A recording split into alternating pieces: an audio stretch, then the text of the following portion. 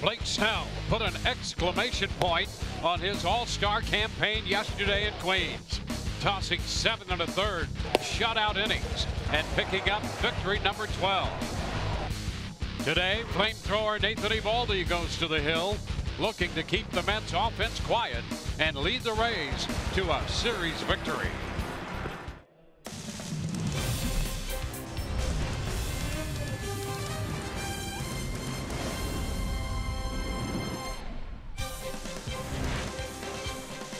We welcome you to a gorgeous afternoon in New York. We're at Citi Field in Queens. Wrap-up game of the series, final game of the road trip for the Rays. They've divided the first two with the New York Mets. Hi again, everyone, and welcome to Rays Baseball with Brian Anderson, Dwayne Stats. So good to have you with us. We'll be hearing from Michelle Margot throughout the afternoon as well. Well, pitching has been the bedrock for the Rays, particularly the last couple of weeks. Their team ERA is under 2 during that stretch.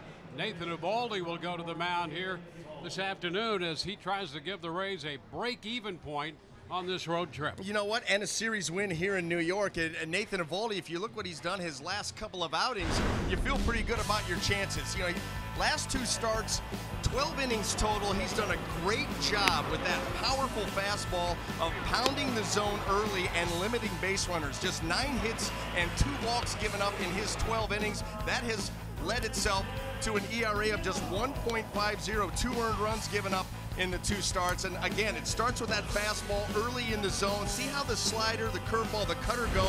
The split often tells the story with Nathan Eovaldi. Something to keep your eye on. Well, Eovaldi, after his 3rd win of the year, coming in 2-3, and he'll be opposed by Chris Flexen, 24-year-old right-hander, making his 4th appearance for the Mets, just back up from Las Vegas.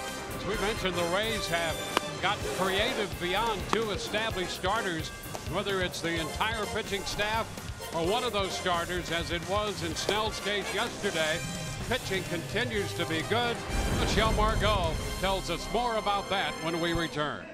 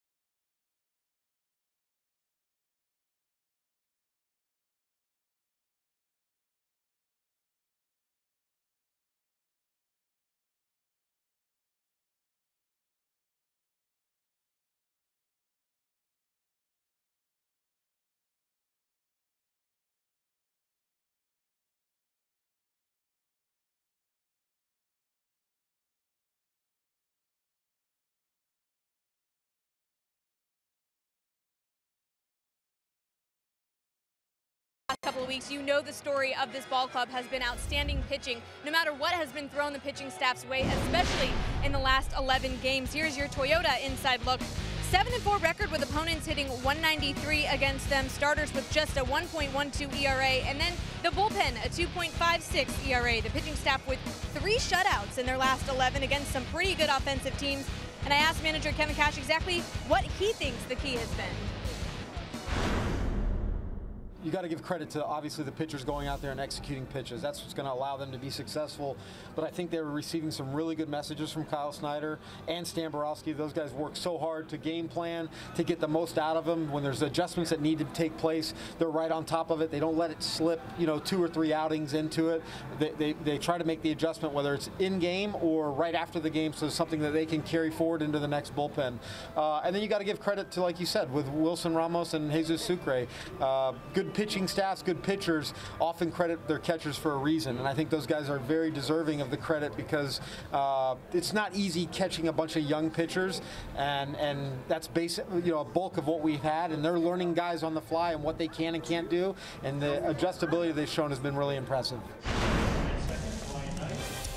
Nathan Eovaldi and the rest of the Rays pitching staff hope to keep it going as they have a chance to take the series and end the road trip at 500 Game 3 against the New York Mets in just a moment. First pitch with Dwayne Stats and Brian Anderson from Citi Field when we come back.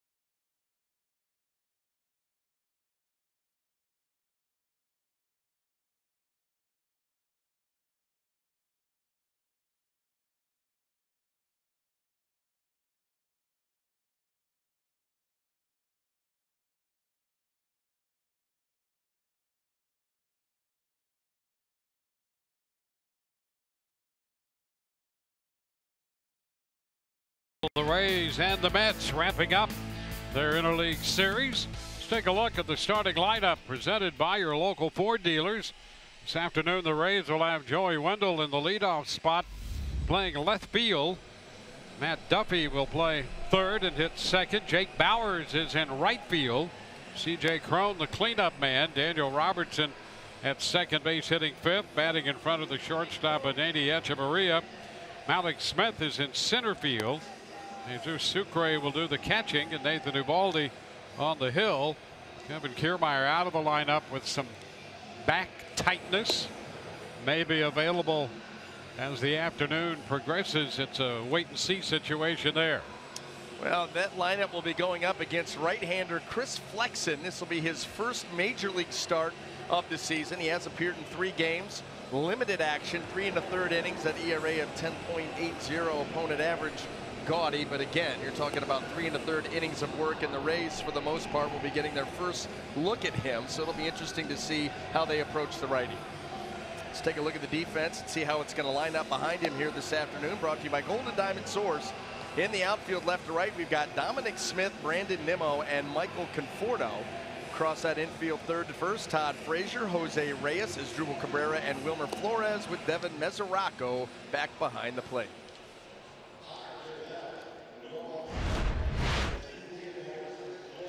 And there is Mickey Callaway, the manager of this New York Mets ball club. Originally got to the big leagues, as you know, with a couple stints with the Devil Rays in the early days of the franchise. And here's Joey Wendell. Wendell in that leadoff spot, hitting .272. First pitch is a fastball from Flexen, in for a strike. 80 degrees under clear skies. A beautiful day here at Citi Field. Take it inside, 1-1. Mark Carlson calls the balls and strikes.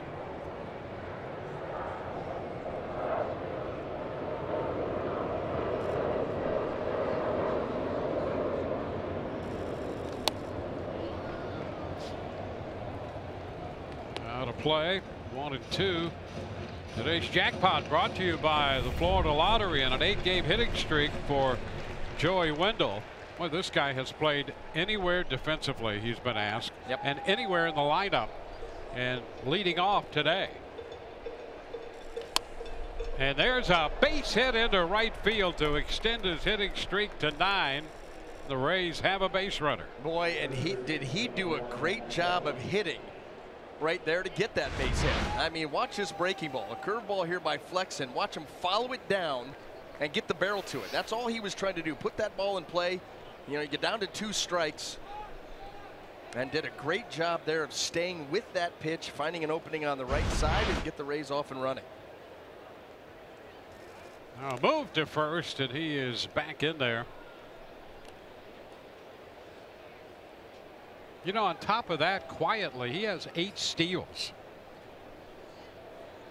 He has more steals than anybody in today's lineup except for Malik Smith.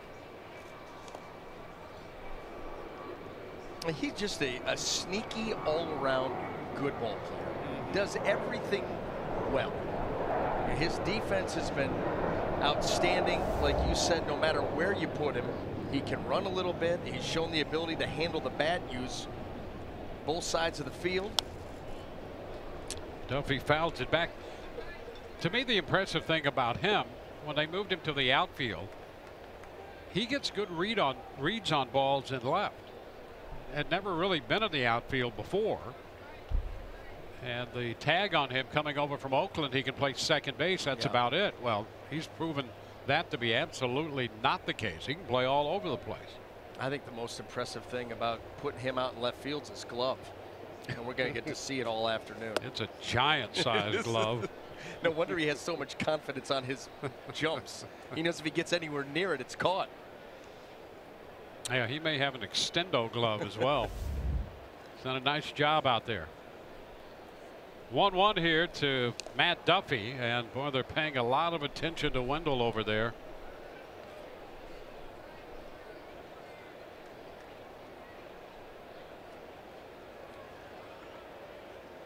Flexen had been pitching at the New York AAA affiliate in Las Vegas. Liner into left. Dominic Smith is right there to make the catch. He moved maybe half step to his right to grab it. That's about all the range he was going to be allowed on that shot by Duffy. He hit that ball extremely hard. Unfortunately, right at the left fielder.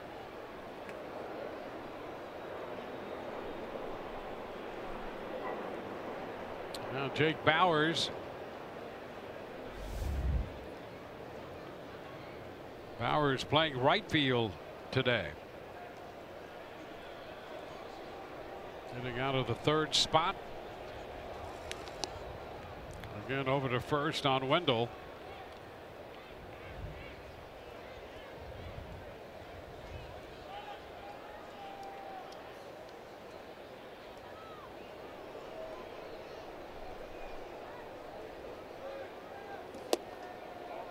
And the pitch is upstairs, 1-0.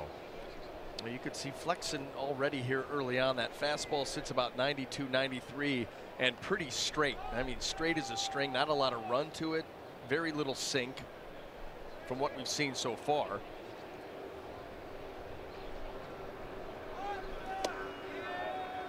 And he misses up and away, 2-0.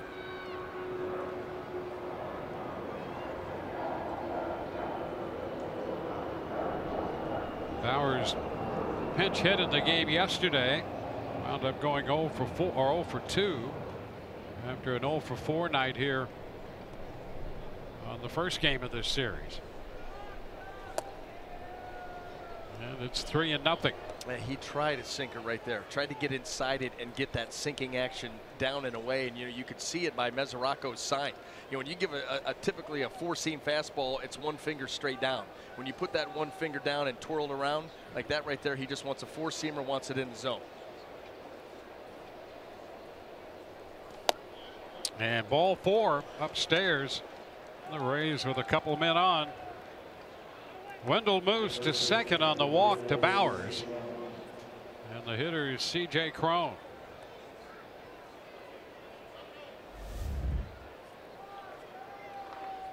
Cron with his average up over 240.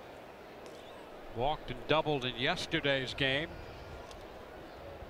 16 home runs for Cron.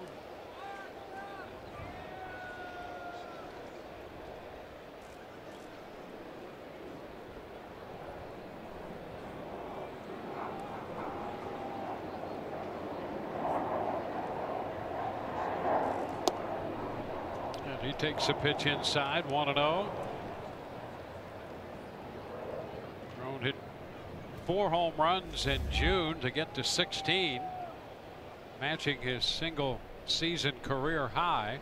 His 16th home run came on the 19th of June. Now a strike, and it's 1-1.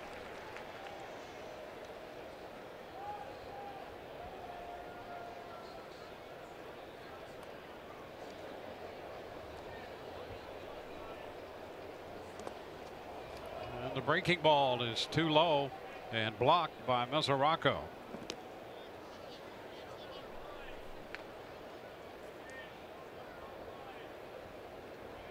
Flexen out of the 2012 player draft.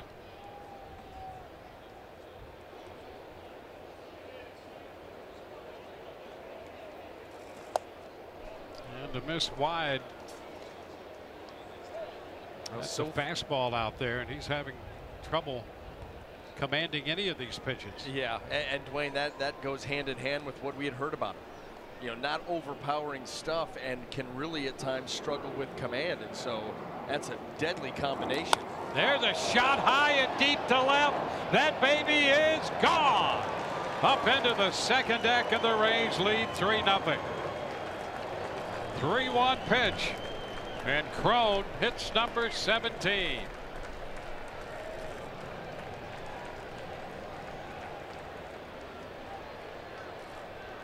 Wendell and Bowers score in front of Cron. That gives him 42 runs batted in. And the Rays are off to a fast start. Boy, all the bad command sets a hitter up for success. It allows him to pinpoint. And where does C.J. Cron like the ball? We've talked about it all season long. Down, middle of the plate to down and in. And that's where that pitch was. Stress was, because there it is now. Strike to Daniel Robertson. So a career high, single season career high, 17 home runs now for C.J. Cron. I think we all saw that coming in April. He's going to get the opportunity to be out there almost every day, and with his kind of power, he's going to surpass 16. Did that before the break. And now Robertson hit by a pitch again. Boy, that's starting to be a common occurrence. Daniel Robertson heads to first, and he's in some pain.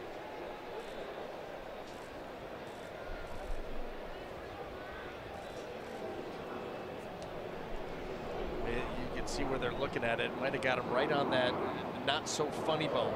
You get that ulnar nerve running up the inside of the arm, and the arm just goes numb and dead. And this one runs right up in there, and that's exactly where it got him. And the reason we see that a lot, Dwayne, is you see pitchers pounding Robertson in. That's the one hole they try to exploit. And here Flexen, struggling with his command, wasn't able to do it. Well, Robertson has been hit by a pitch in every game of this series.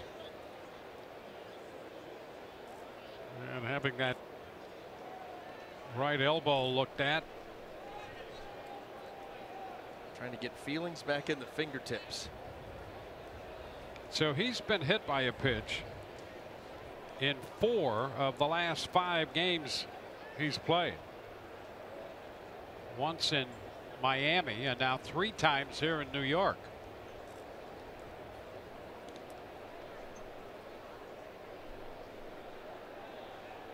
Well, you just hope there's a sense of normalcy returning to that arm and elbow area.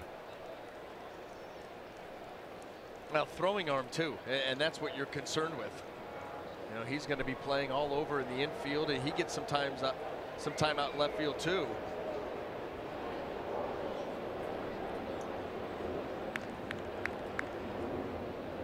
So another base runner for the Rays, and here's Adeiny Echeverria.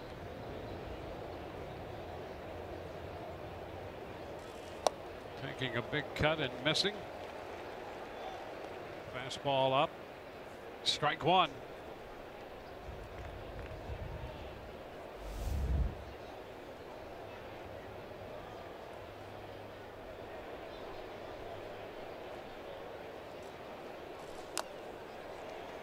Quickly ahead of Echeverria. Flexen in the minor leagues had gone 36 and 27 in 92 career minor league games, 87 of those starts.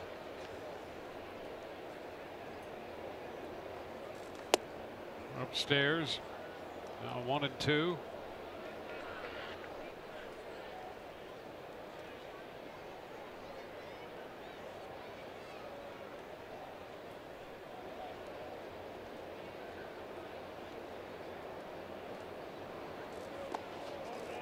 The breaking ball is down and blocked by Mesoraco.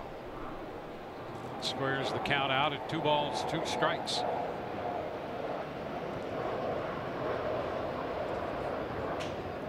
C.J. Cron giving the Rays a 3-run lead with his 17th home run of the year.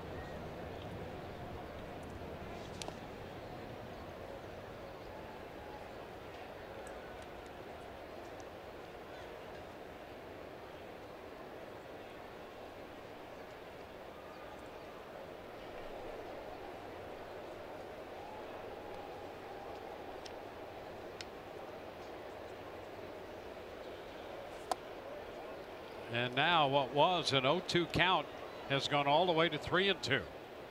Yeah, this is just a recipe for disaster for Chris Flexen. You see more balls than strikes already. A lot of bad counts, letting other counts like this one get away from him. Well, he's had now 3 consecutive 3-ball counts. He walked Bowers on 4 pitches, went 3-1 to Cron, who hit the home run. So after he hit Robertson, he's 3-2 to Echeverria, 3rd 3-ball count of the inning. And the pitch is popped up. Out from second base, Cabrera makes the catch.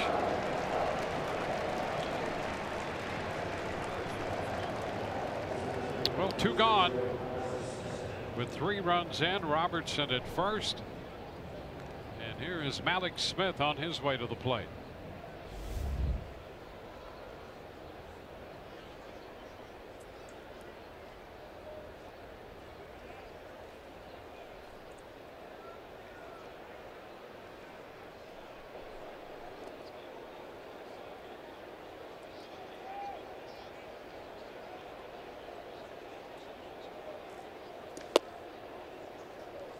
0-1 to Malix. Last outing overall for Flexen was for Las Vegas. It was 6 days ago against Salt Lake. He threw 6 shutout innings in that one. The Rays have touched him for 3 in the first inning today.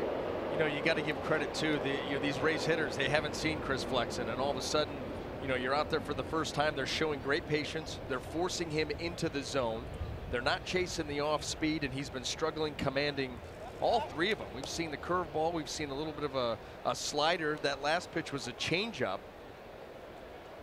All of those off-speed pitches under construction. Even that changeup slowing up the arm quite a bit. But they forced him to work, and then when he's come in the zone, they put good swings on him. Malix on the 2-0, pops it up. That's Reyes out from shortstop making the catch. The Rays settled for 3. They get 3 on 1 swing of C.J. Cron's bat, his 17th home run of the year. The Rays take the early 3-0 lead.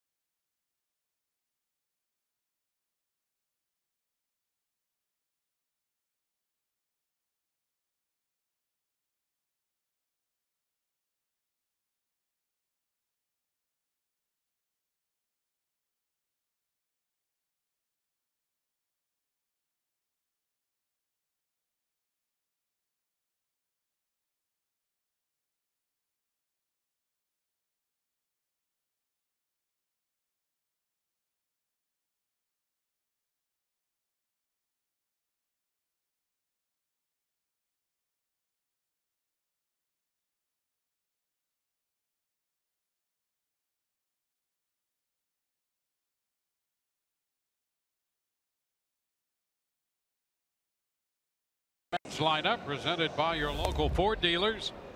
Brandon Nimmo is going to lead it off, their center fielder, and Wilmer Flores is up in the number 2 spot, hitting in front of Asdrubal Cabrera.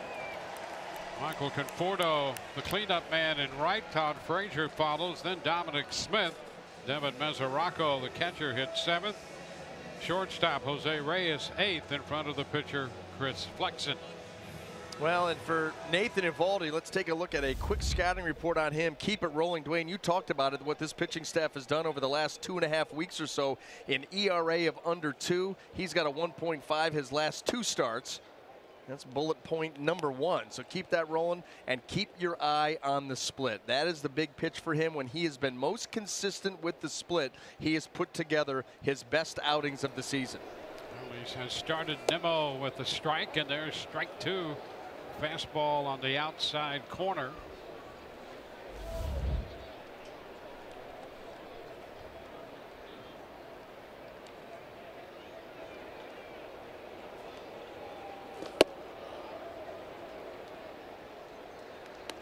One ball, 2 strikes.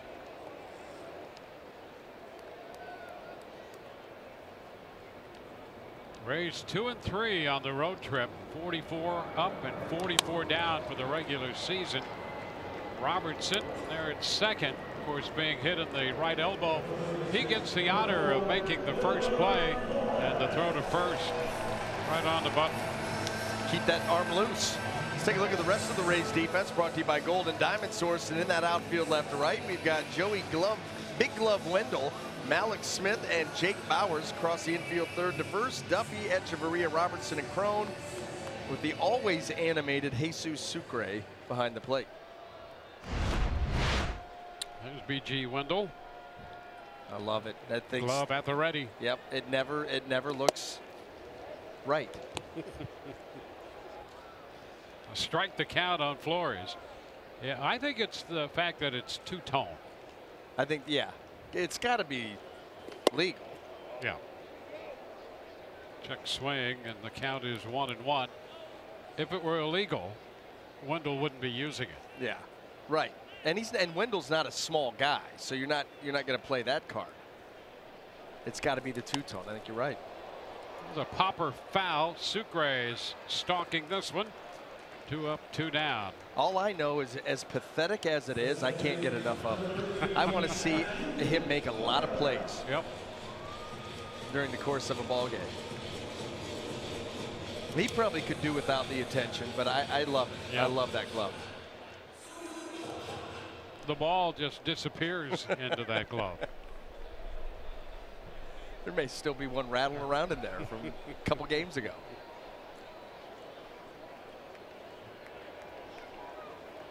There's Drupal Cabrera. He missed the fastball. Strike 1.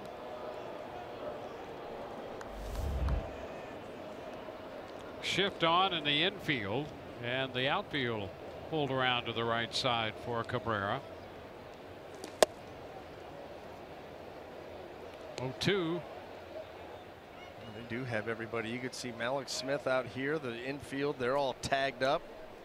There's Joey out in left center. It's 1-2.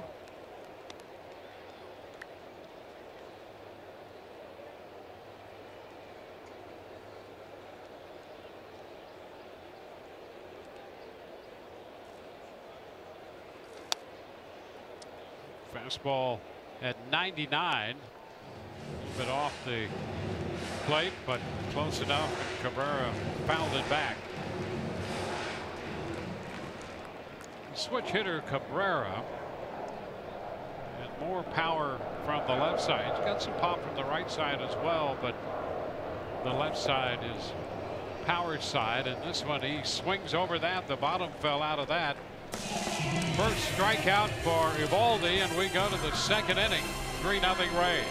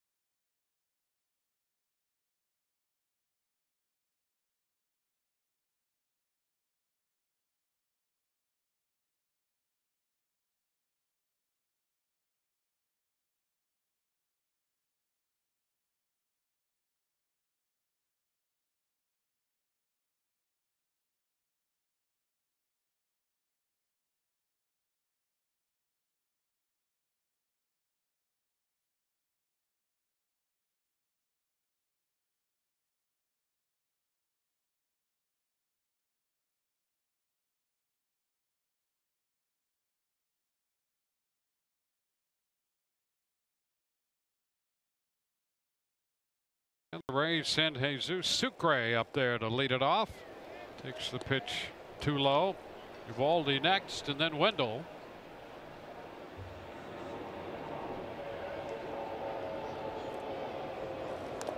Ooh, and a foul ball, and that gets Mesoraco.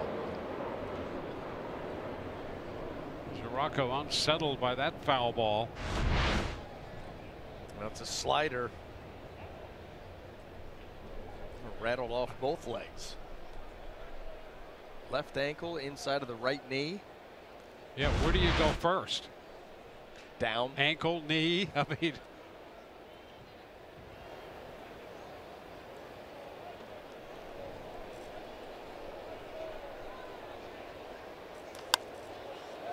Sucre bounds it out of play.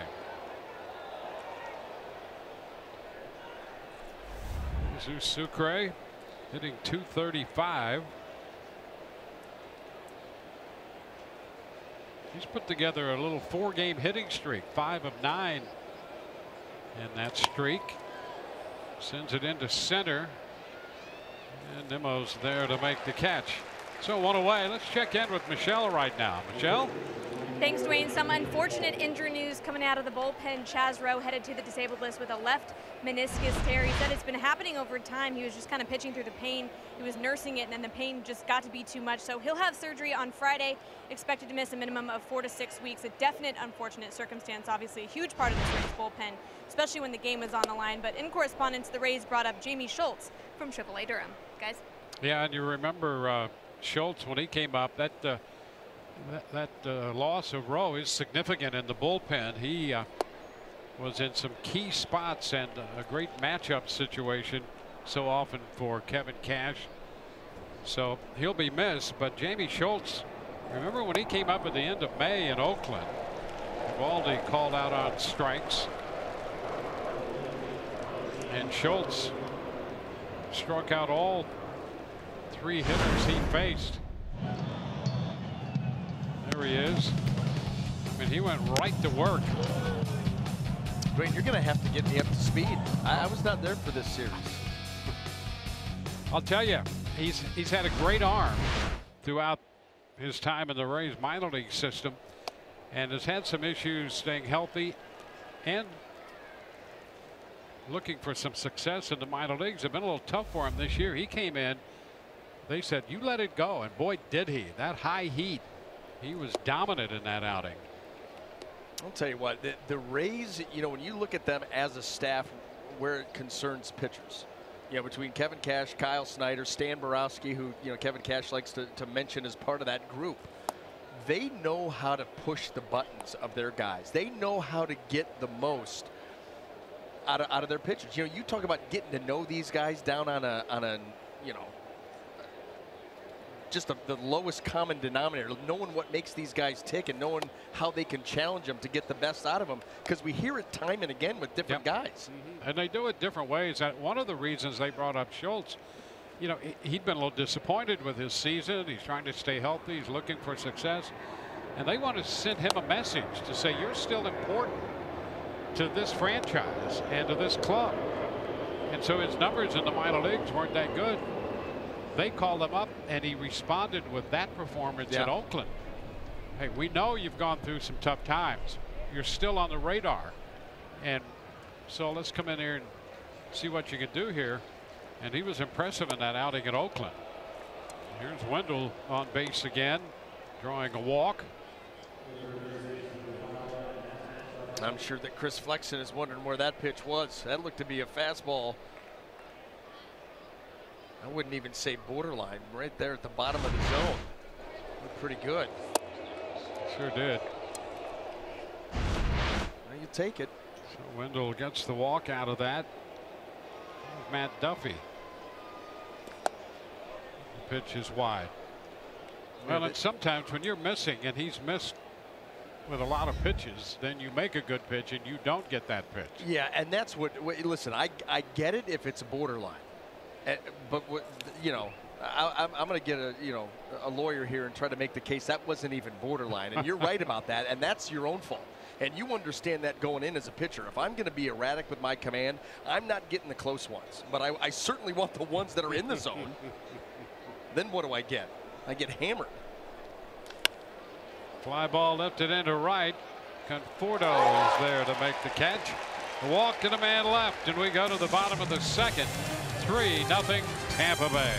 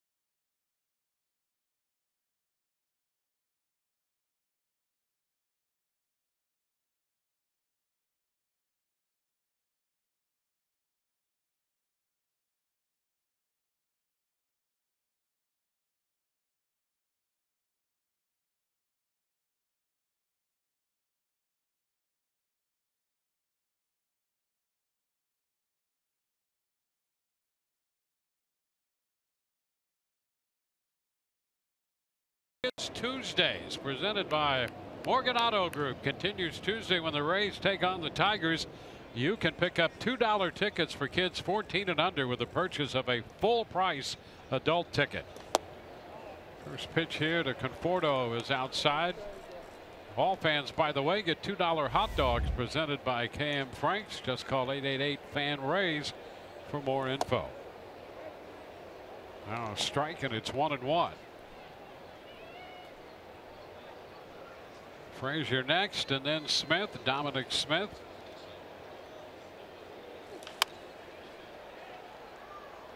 Right into the shift, and from short right. That's Robertson making the play. Conforto out of there. Well, if you're keeping score at home, we are 4 outs into this game for Eovaldi. 3 of them have come on that split. A couple of ground balls to second base and that strikeout on a nasty one to Asdrubal Cabrera. So as far as that pitch goes, so far, so good. And that's when he likes to use it. You know, not a lot of early in the count splits. When he gets ahead or with 2 strikes, really favors that pitch for obvious reasons. Well, there's Todd Frazier. That's a strike. Frazier's on the all team, by the way. Guy, good bat. Yeah. You know, good glove down at third. Yep. Great walk-up music. So he's on the all team. He's got Frank Sinatra. Will walk him to the plate every time. That's right. Yep. Yeah. So he's on the team. 1-1 to count on Frazier. I wonder why you get so giddy every time he comes up to hit. Has to do with Sinatra's phrasing. 2 balls and a strike to count to Frazier.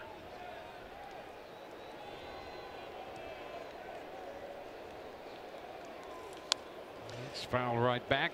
Fastball 2-2. I've always found that when you're sitting around listening to Sinatra, you feel like you're way more important than you really are. You know? What power? You just kind of sit around and you're like, I'm somebody. Yeah. You're not really, but that's the music does that to you. That's exactly Makes right. you think, makes you feel pretty important. I like it. You've become a Sinatra fan. You know here. what? Frazier's out on strikes. Feel very sophisticated, like I'm surrounded by red velvet. Yeah. I've got an important coat on. Yeah. Yeah. And you never know who you're going to run into. Right. But it's always going to be smooth. Yes. Could be Keith Hernandez. Could be Keith Who does Hernandez. this guy think he is? Hey. This is just the place to run into Keith. As we have a couple of times here in this series. There he is. There's a strike to Dominic Smith. I'm going to tell you, he had one of the greatest swings of any hitter. It was almost just, I think, natural. Beautiful. It was that way in the minor leagues. Carried it to the big leagues, and what a great career. Boy, he broke in '74.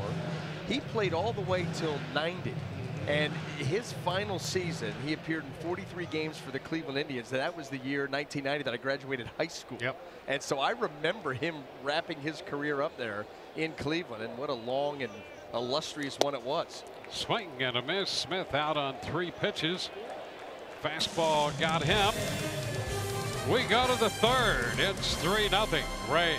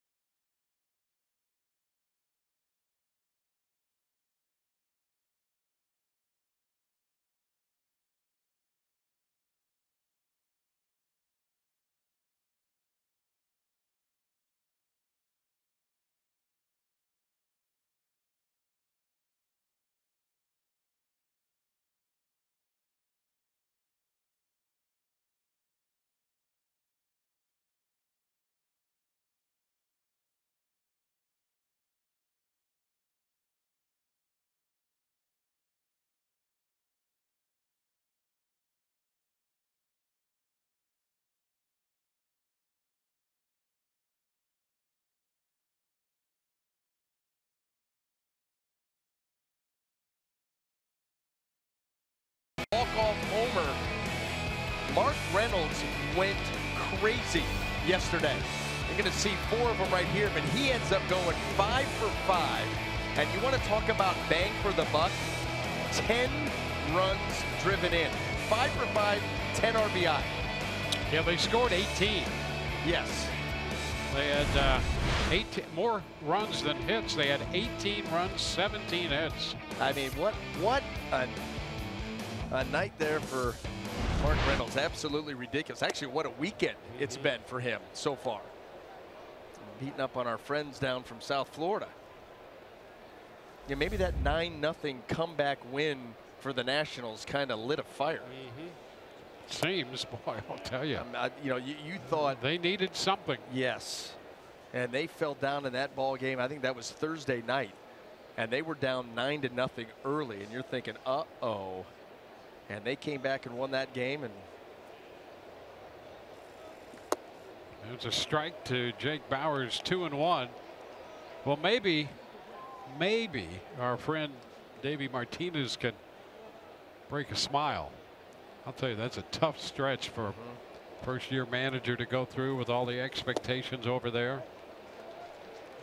Continue to wish him the best, and maybe that's the start of something good here the last couple days for his ball club.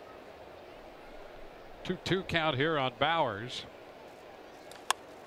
Lifting it into left center. Nimmo on the run. That's going to be off the bottom of the wall.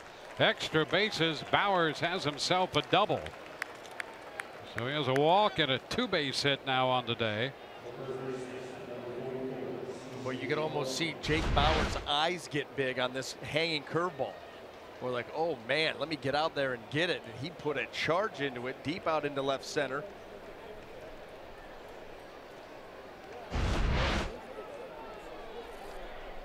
Well, C.J. Cron connected. It went into the second deck here. A 3-run home run for Cron.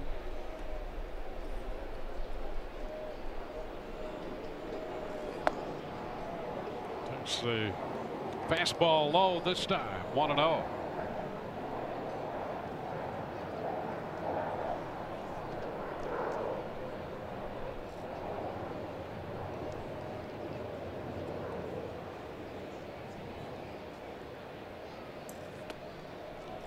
Now this one gets by Zarocco, and over to third goes Bauers. The Rays now have a man at third with nobody out.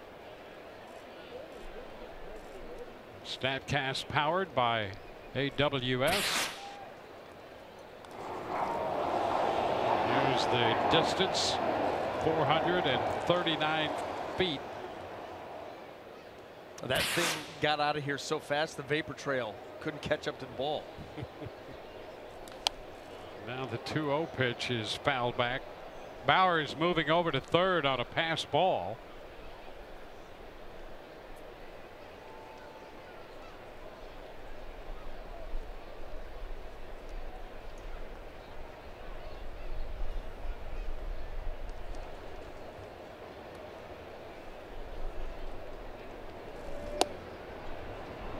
Now 3-1.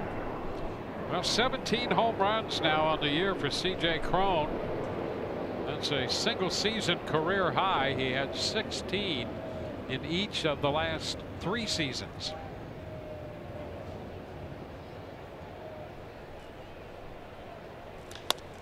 Ground ball third. The Rays will hold Bauers, and Cron is out short to first. Reyes at short took a look at Bauers, held him there. Well, they had the infield about halfway, not all the way in. And that ball was sharply hit right at Reyes, and no chance for Bauers to do a thing. See where they are. And that's where Bauers, instead of going on contact, is seeing it through. You see it into the outfield, now you can trot home. Other than that, you hang tight. Well, Robertson with a chance to get the run home. He was hit by a pitch. Hit on the right elbow in the first inning.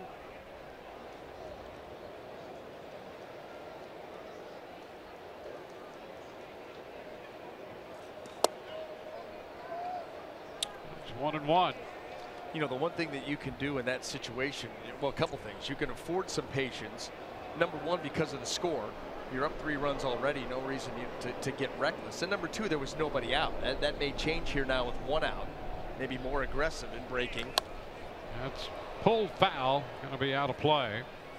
But he's right back to work. You know, we see this a lot. You know, with C.J. Cron for the longest time, teams are trying to exploit the fastball up, getting him to chase out of the zone. With Daniel Robertson, a lot of these right-handed pitchers loving that sinker and the 2-seamer running in, trying to get it underneath his swing.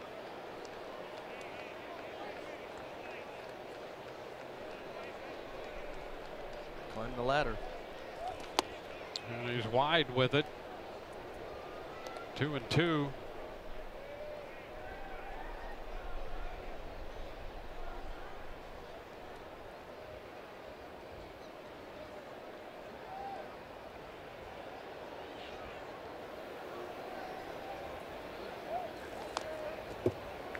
Just a piece of that one foul. Holds the count at 2-2. 3-run first for the Rays. Had a base runner in the second. Now a man at third in the 3rd inning. 1 out. Trying to add to this lead. It's Bowers at third. And a pop fly short center. Gonna fall for a base hit. Now here comes Bowers to the plate, and he beat the throw. Bowers playing it safe down there at third for fear that that ball might hang up long enough to be caught, but it fell in front of Nimmo, and the Rays make it a 4-0 game. Boy, everything going the Rays' way on that one. That ball hangs up long enough to give Nimmo a chance, but ultimately this curveball right here gets soft served right off the end of the bat. And so Bowers has got to stay back for a potential tag, and as it drops right up to Nimmo, a strong throw, Bowers sneaks in the back door.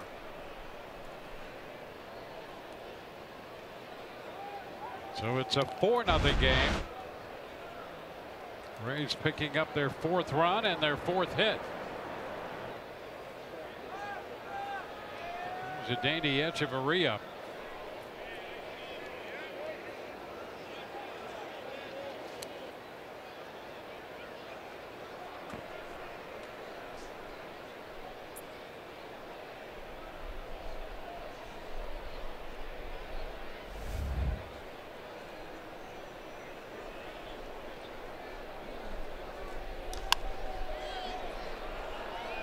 Toward the line, Conforto's going to run out of room, though. Back into the seats. A 3-run first, a run in the 3rd.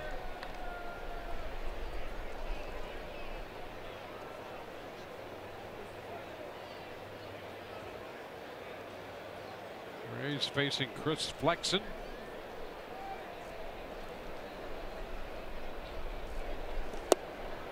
Inside, Flexen, as we mentioned at the outset, he was picked in the 2012 draft and had Tommy John surgery in 2014.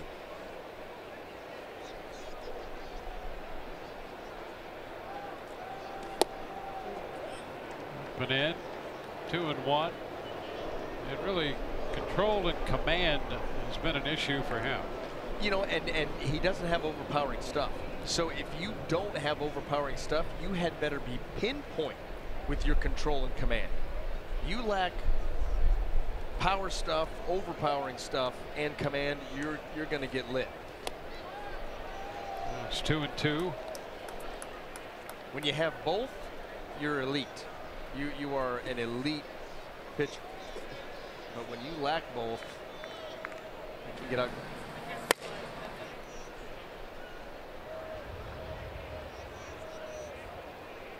Big difference when you put 2 E's on the end of lit, before and after. Yeah. You become elite with those things. Otherwise, you drop those 2 excellent things, velocity and command, and you could get lit. Back up a lot of bases. Ask for new baseballs. 2-2 to Echeverria.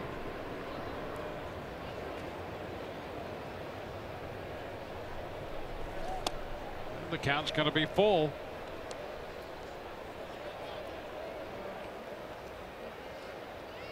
It's Malik Smith on deck. Runner at first, one out, a run home in the third.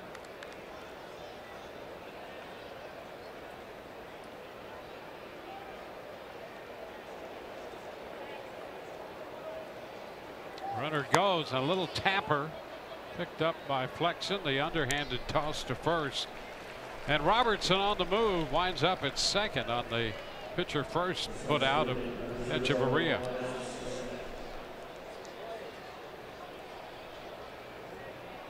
So a man in scoring position for Malik Smith. Malik's got ahead in the count, 2-0 in the first inning, and then popped out to short.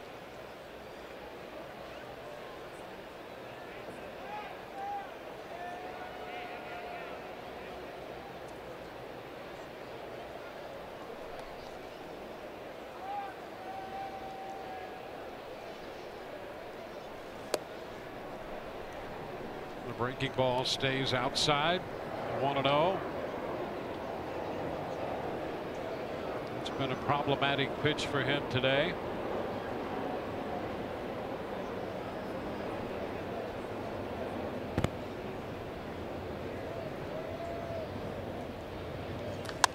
Fly ball toward left center field on the run. Smith can't get there. Malik Smith, extra bases coming. Robertson has scored on the double, and the Rays make it 5-0. For Malik's his 19th run batted in. Yeah, and I'm going to tell you something else, Dwayne. The pacing of this game and all these long, extended at-bats because of Chris Flexen and his lack of command, you know what else it does? It puts your fielders to sleep. And I'm not saying that that ball Nimmo should have caught or even Dominic Smith should have caught this, but you find yourself sinking into your heels. You don't get the jumps that you normally get. You just get lulled to sleep by standing out there for 5, 6, 7 pitch at bats. Ball one, ball two. That's why, you know, the flip side, you think about a guy like Evaldi. He keeps the Rays fielders on the tips of their toes at all times. Sucre fouling a pitch down the first base side and throwing the bat down the third base side. I mean, everybody now, huh? This is the new thing.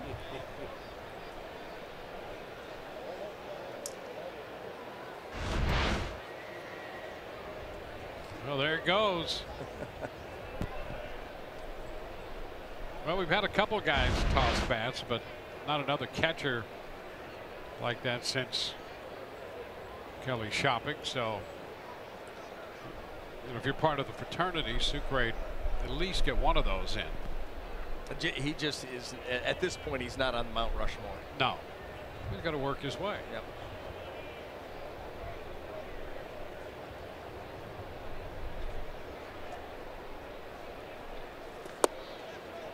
Pitch down, 1-1, fastball in and missed. Well, a couple more runs in the third on 3 hits. Now they're going to send Sucre to first base. Nathan Eovaldi will bat.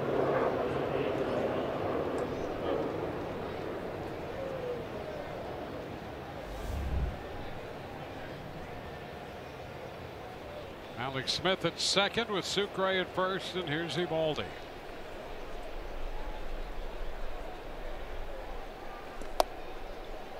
Pitch is a strike.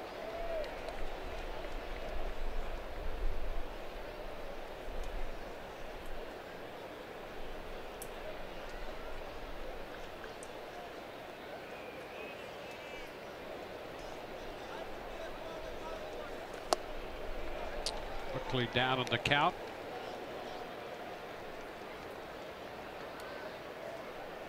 Eovaldi came into this year with 11 hits in the major leagues.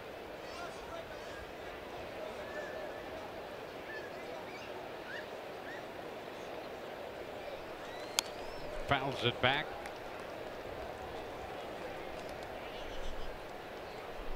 Coming into this year, he was 11 for 140. for an .079 big league average.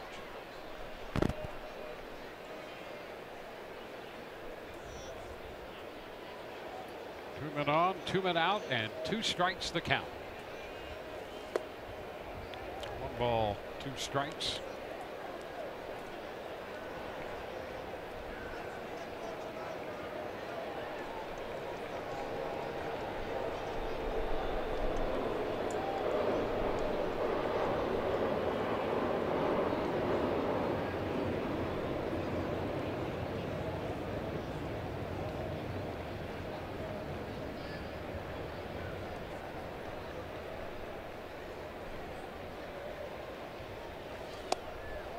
He starts to go and checks. That pitch called the ball and could have been a strike.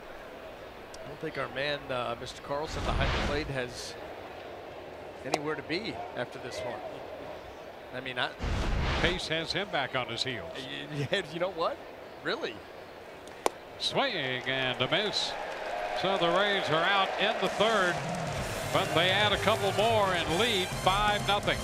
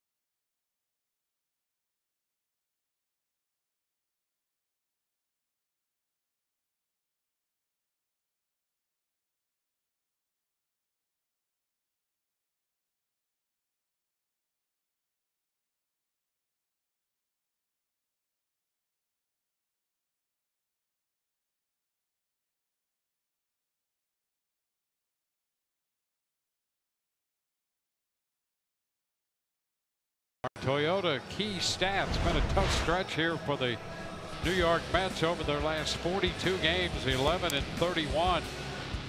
That bullpen has been an issue. An ERA over 6. Starter ERA a little better than 3.5 in that stretch. But here's the thing: when you look at that season total, after an 11-1 start, they've gone 24-49. Yeah, it's just shocking. I mean, kind of shocked the baseball world the way they started the season, 11-1, and you're going, hey, maybe the Mets are onto something here. Wow, off the rails after that. But you know what? We've sat up here. This is now our 3rd game watching this team. And you say to yourself, normally a team you don't see that often, you get a feel for what they're trying to accomplish, what they're trying to build. And you and I are talking in between innings like, so what's the Mets plan? Yeah, where are they going? When you look at some of the veteran players they have here. Right. They got some youth. You got Nimmo, and Conforto is underperformed. But even this afternoon, you look at Asdrubal Cabrera, Jose Reyes, they're not part of your future. Jose Bautista, he's played well for them. He's not part of their future. It's just hard to imagine what the plan is. As Rocco is out on 3 pitches, the fastball up gets him. So the 3rd consecutive strikeout, 4th strikeout for Eovaldi. And Jose Reyes, nearing the end of his career, hitting 180.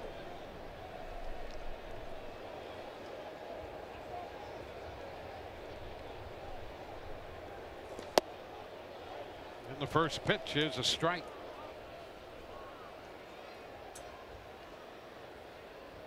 That's why, say what you want about the Rays, and you may not like it, but they have a plan. And you watch the Rays for a series, and you see what the plan is. And here's the thing about the Rays. When spring training started, there were a lot of people wondering about this club.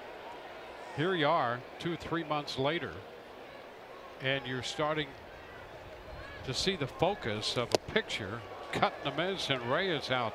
That one at 98, 4 consecutive strikeouts. And you can see that plan. Yeah. Yeah. You know, they're going to do some things that are unorthodox. They've certainly done that with pitching. And you heard Kevin Cash, I think yesterday, was talking about going forward. How many starting pitchers or traditional sense would he like to have? Well, the idea was at the outset to have 4. And then go to the bullpen day. And then it became 3. Then it became 2. And you're mixing and matching all kinds of things here.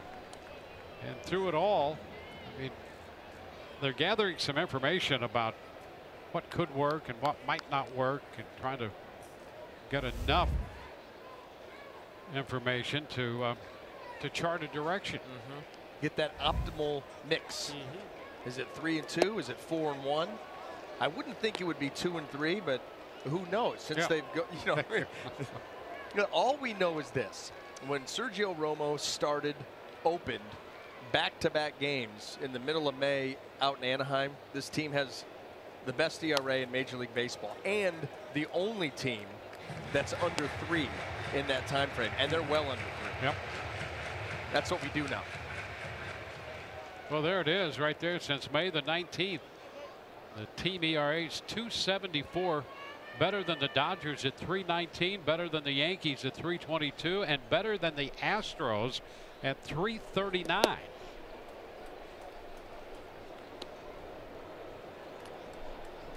I mean, it's hard to argue. You can't argue with the bottom line. It may not always look like you would want it to look. You know, you're a traditionalist, but boy, it's been effective. Well, Kazmarski pinch hitting sends this one into short left, and here's Wendell with that big glove, making the catch out there to retire the side. Yes. So Wendell comes through with that two-tone big glove, makes the catch coming straight in, lays it out to grab it. 5-0 Rays.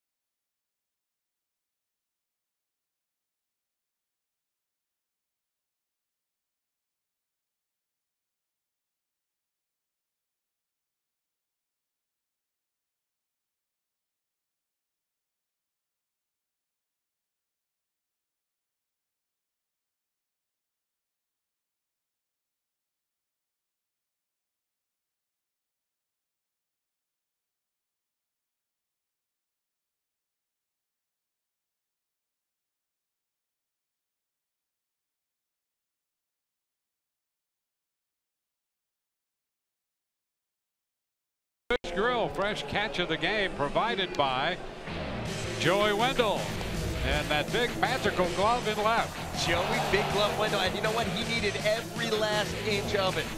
Got a good break on that soft fly ball and able to come in with the backhand diving catch. Nathan Eovaldi, of course, appreciating that. And guess what? How many times? It's a truism of baseball. When you make a great play defensively, you get to lead off the next inning. And it's true for Joey Wendell here in the fourth. He'll face Chris Beck, who's making his 20th appearance with a .435 earned run average. Well, here's Wendell now. He's been on base twice, 2 plate appearances, a single run scored and a walk, and a great play in left field with his big glove. It's all working out. Great to see a plan when it comes together. I love that show, by the way. Growing up, that was one of my favorites. 1-1. The A-Team. That's it. That's where we get your nickname from. That's when I was with the Diamondbacks. Yep. Damian Miller, our starting catcher, called me Baracus because of B.A. Baracus and the A-Team. All right. Yeah. I think it was him. Kind of like that. Yeah. We might have to revive that. I'm up for anything. I've come to realize that. 3 balls and a strike the count on Wendell. It's like when we're out and I get, hey, blonde, brunette, whatever, because I'll take anything.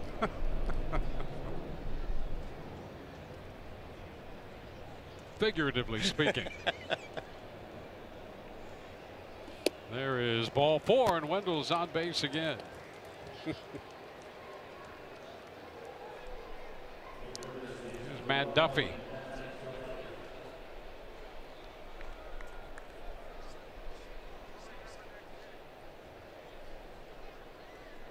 Duffy has line to left, hit a fly ball to right.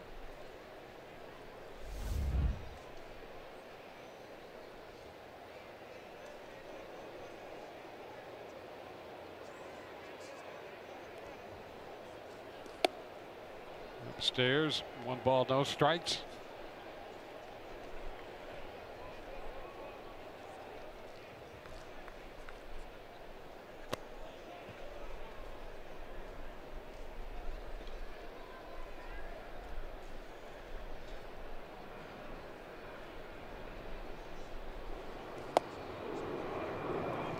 Now a strike to Duffy, 1-1.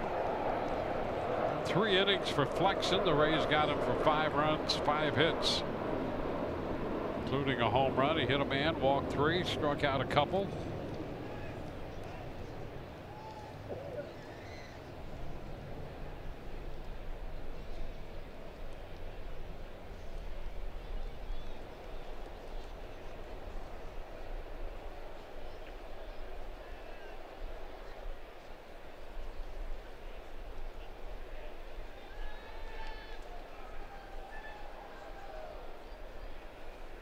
Beck has been with the Mets a little under a month. He was claimed on waivers from the White Sox. And the count is 2-1.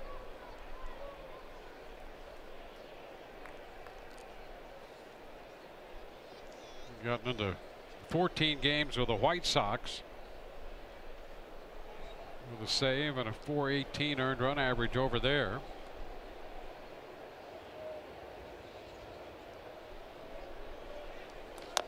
A little tapper foul down toward the coaching box, and the count squares at 2-2.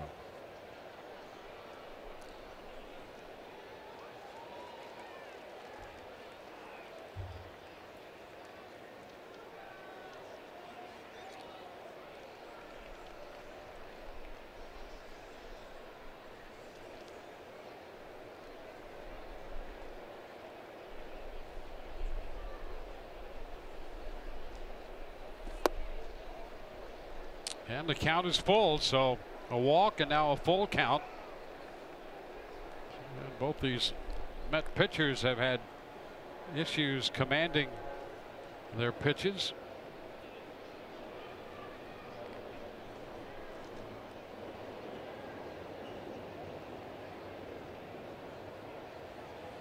Runner on the move, and there's ball 4. Back-to-back walks to Wendell and now Duffy. Jake Bowers is on his way to the plate.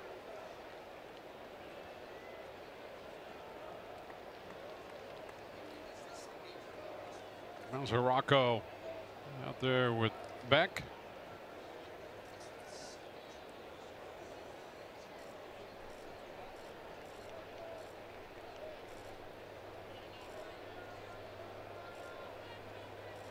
Bowers has walked and doubled and scored a couple runs. Rays jumped to a 3-0 lead on the home run by C.J. Cron in the first. Added 2 with Robertson and Smith picking up runs batted in the third. Now another threat in the fourth.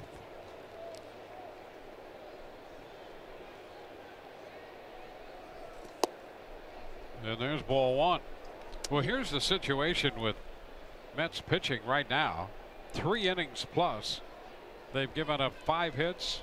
They've walked 4 and hit a man. That's why I'm over here looking up movie trivia and movie lines. If you count the intentional walk, they walked 5. Yeah. Yeah, Mickey's counting all of them.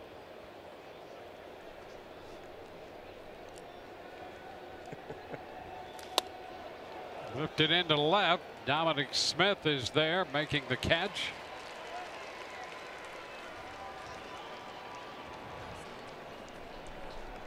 So that's the first out.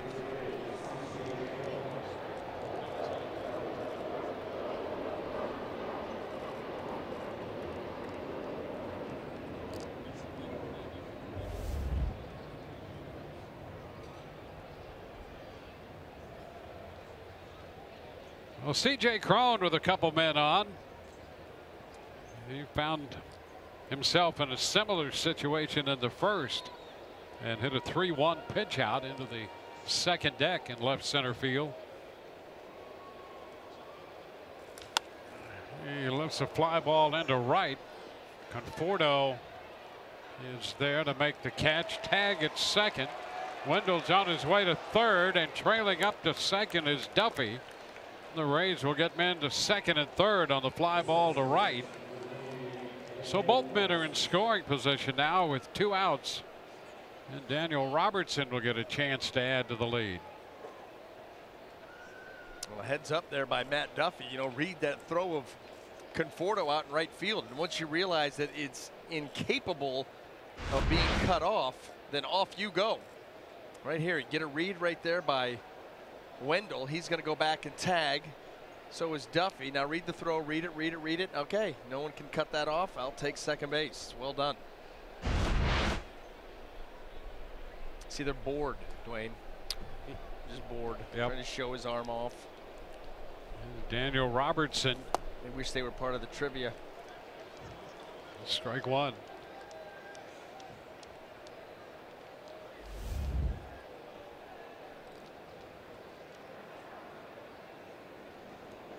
Robertson hit by a pitch. Singled in a run in the third.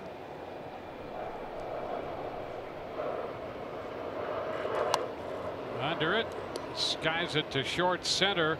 That's Cabrera out, shading his eyes from second. And the Rays leave 2, do not score. It's 5-0. Bottom of the fourth coming.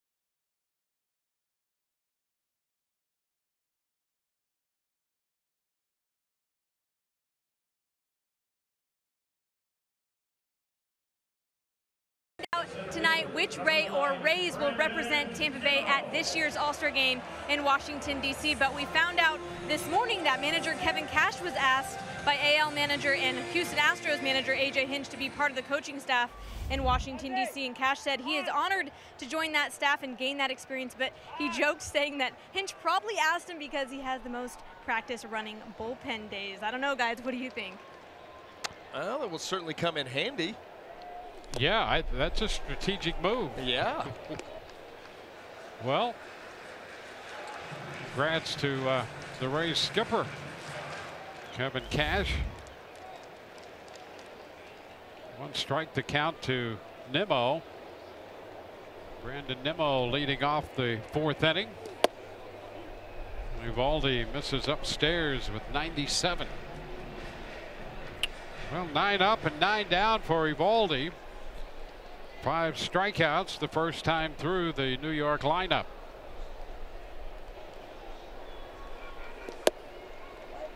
And there's a strike to Nimmo, 1-2.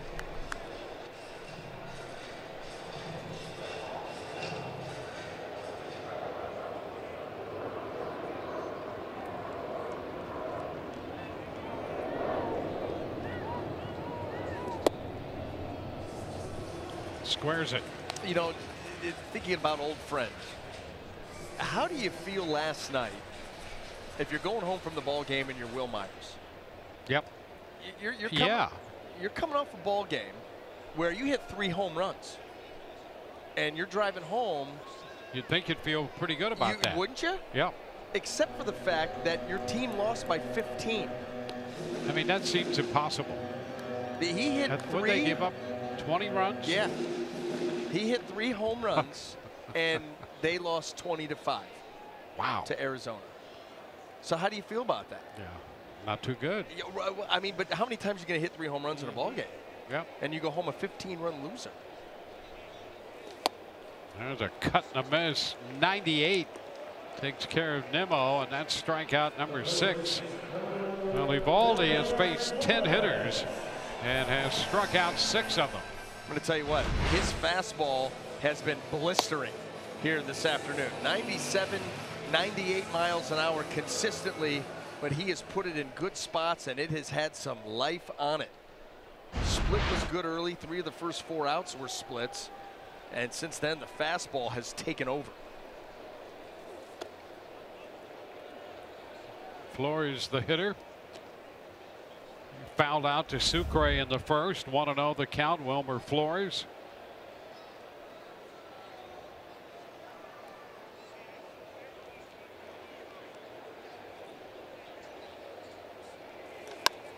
Up the right side, foul.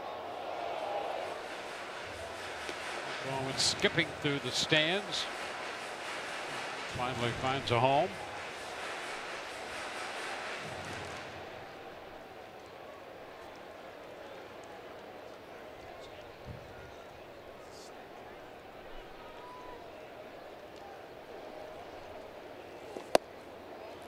It's a 2-1 count.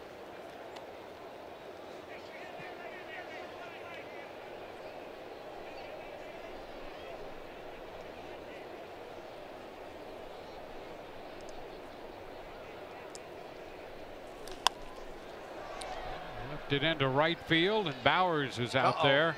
He's got it. He threw that left hand up there.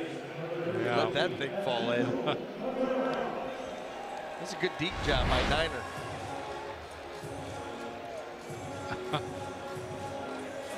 There you go. We got a high sky today. I mean, I don't think we've seen a cloud in the sky in the last 2 days here.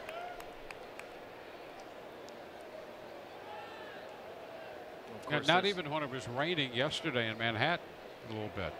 Did it?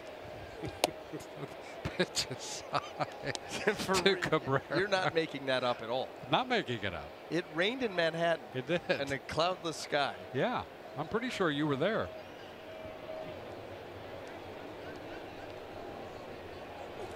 A little tapper foul. 1-1. I thought that was 2 days ago. People had umbrellas and everything. Yeah, that was 2 days ago.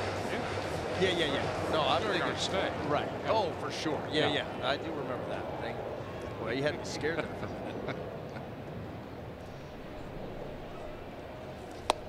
Now 1-2 to Cabrera. Well, Eovaldi got him to 1-2 in the first inning and then threw him the split, struck him out. 1-2 with 2 gone and the base is empty in the fourth. Goes up and away. That's like the third or fourth time too. You see Sucre with that little arm action. Yeah, he's telling him, hey, you're getting underneath it. You're getting underneath it, and that's why those balls are shooting out arm side high. Well, then he corrects to the other extreme. Well, yeah, and that may have been a split that got yanked or a slider. But there's been a couple of fastballs that Eovaldi's really tried to jump on, and he's gotten underneath a little bit, and they've shot up high and away. And Sucre, you know, given that little, hey, you're dropping your elbow a little bit, stay on top. And he does that. You know, we know how animated he is. And a cut and a miss. He strikes out as Drupal Cabrera. 2 more strikeouts in the inning. We go to the 5th. 5-0 Rays.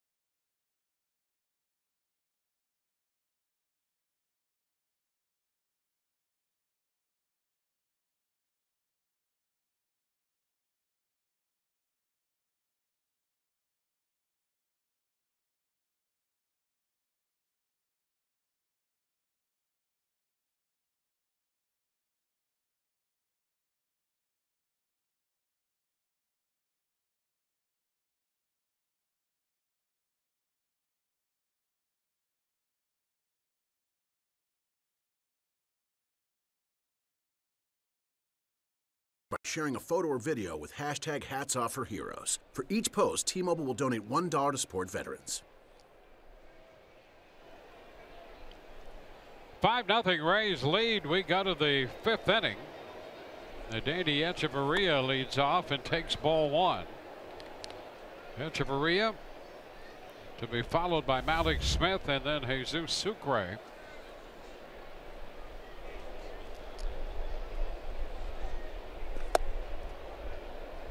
It's 2-0.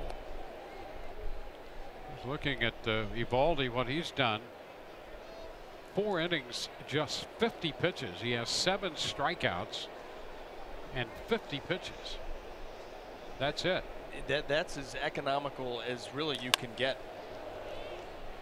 That's going to be a foul ball down near the corner, and it's 2-1. Let me think about that. Averaging 12.5 pitches an inning and striking out almost 2 an inning. I mean, that's incredible.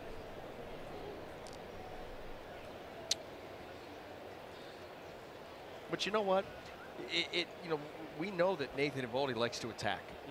He's going to go out and pound that zone and try to put you away as quick as he can. Now all of a sudden you give him a 5-run lead to work with, and you feel like a team's back on its heels. Yeah. He has taken it to him. And that's how the Mets have responded, as if they are back on their heels. 2-2 now. You know, they're home for a long time here. This is the first series in an 11-game homestand, then the All-Star break. Then they pick up interleague by playing the Yankees 3 over there, but they're still sleeping in their own beds. And then they're right back home to play the Padres for 3. How about that for a stretch? That's 3 weeks. You've got 11 games here. Yep. 4 All-Star break, 15. 4-day. And then you play the Yankees, so you're staying at home, but 18. over there. And then 3 against the Padres. 21. How about that? 3 weeks at home. Yeah. There's ball 4. Start How about a family. that? Start a family. Who knew? Or get reacquainted with the one that you already had. I'll tell you, it's been tough for the Rays to be acquainted with anybody with their schedule. You know what? And you're right. And it wasn't that long ago we were talking about the fact that the Rays had played the most games on the road than anybody, and the fewest home games of anybody in Major League Baseball. You get that one nice homestand. Yeah. You go back out on the road. You're going to go home and face the Tigers for 3, then right back on the road for 4. Yeah, yeah. And I think by the All-Star break, the Rays will have played 64% of their road games.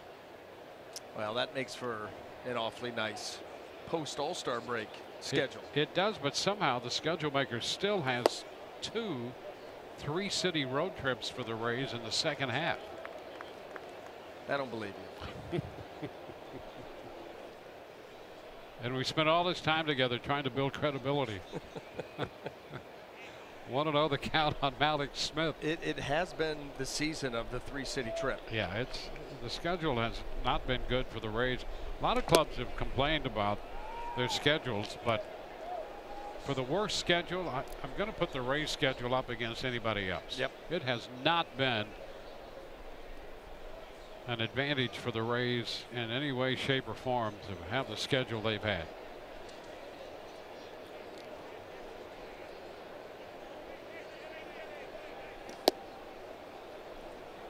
Three and 0 to Malik's. Rays just keep playing, though. That's the thing you like about this team.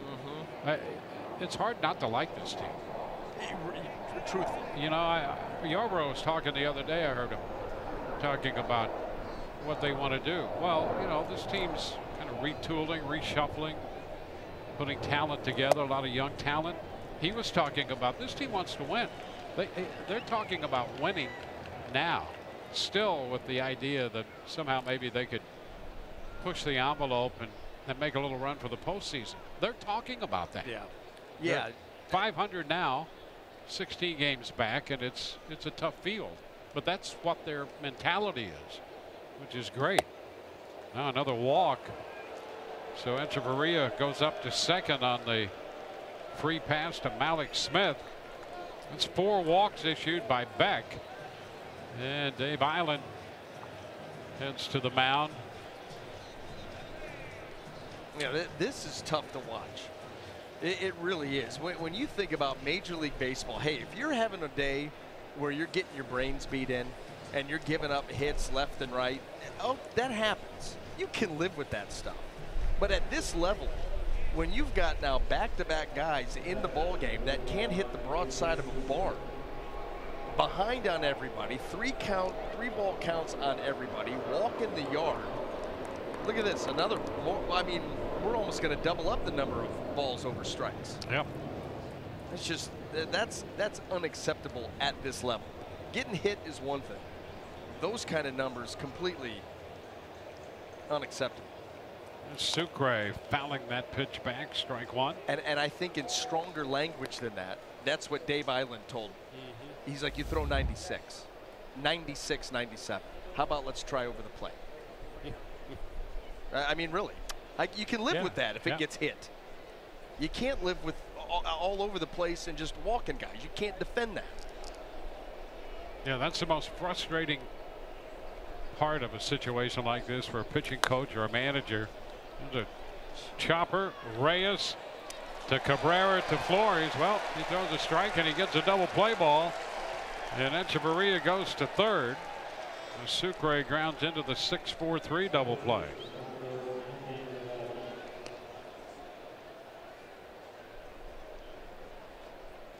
Uh-oh. Well, this would not be good. Alex Smith limping.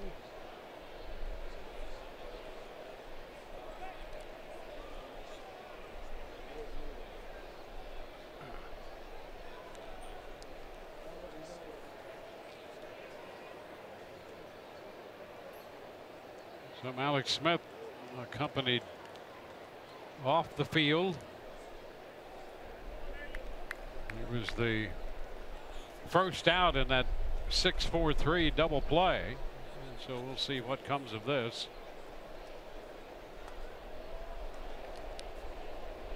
Nathan Eovaldi is the hitter. And he rolls it to the right side.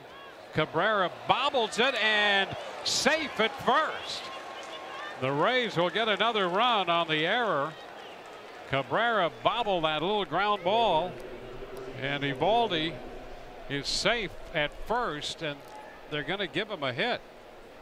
I think that they're, you know, I don't know. I think what are they saying? That if he comes up with it clean, Eovaldi's still going to beat it out. A little jam shot.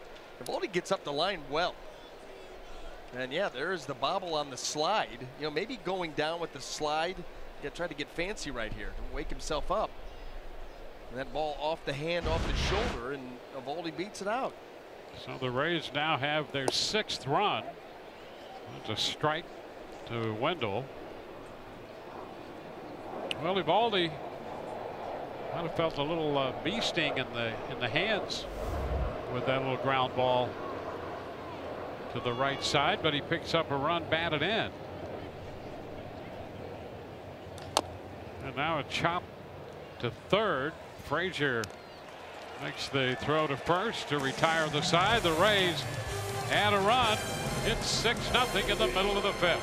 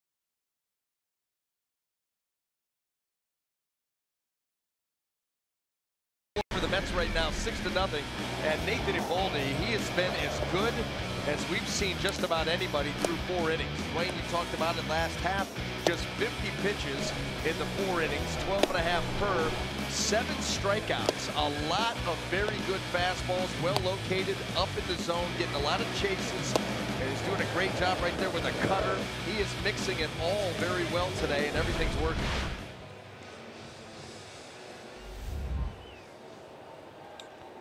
12 up, 12 down against Eovaldi as we go to the 5th inning. Michael Conforto will lead off. Middle 3. Todd Frazier to follow, and then Dominic Smith.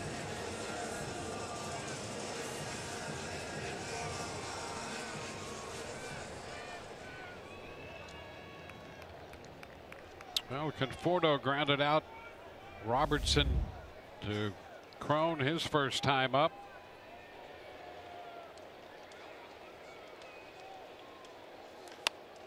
First pitch is popped to the left side.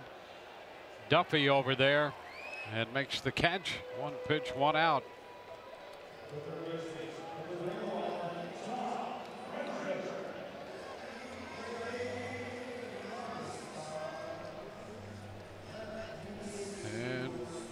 Todd Frazier about to step in again.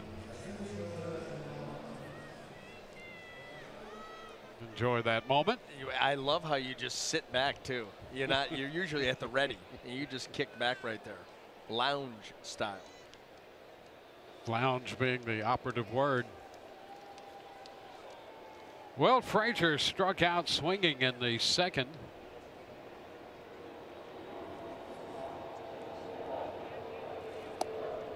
It's a little bit wide there. Didn't miss by much. 7 strikeouts. Working here, 1 out into the 5th. Powers that one right by Frazier, 1-1.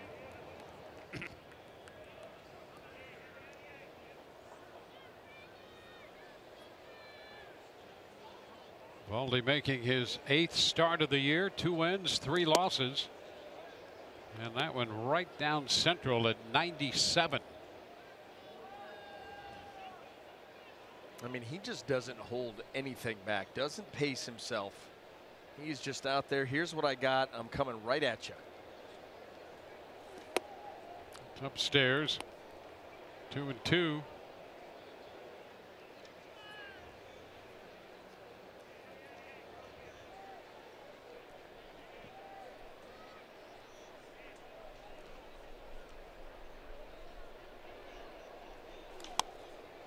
And it's pop foul that will carry into the field seats.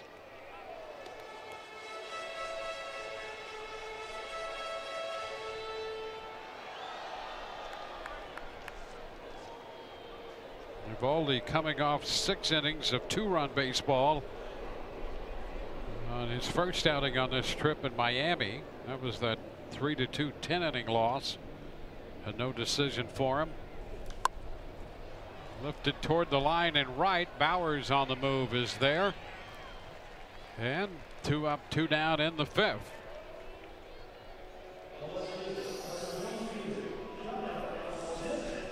Six innings in that game against Miami with 93 pitches.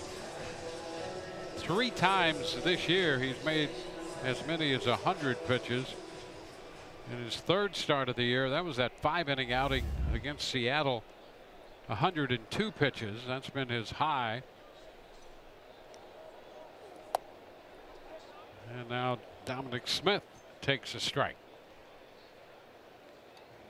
Smith struck out, missed a fastball in the 2nd inning. One of the 7 strikeouts recorded by Eovaldi.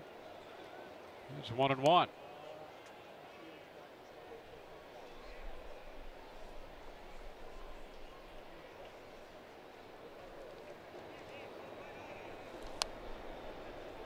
That foul ball gives Eovaldi the advantage in the count, 1-2.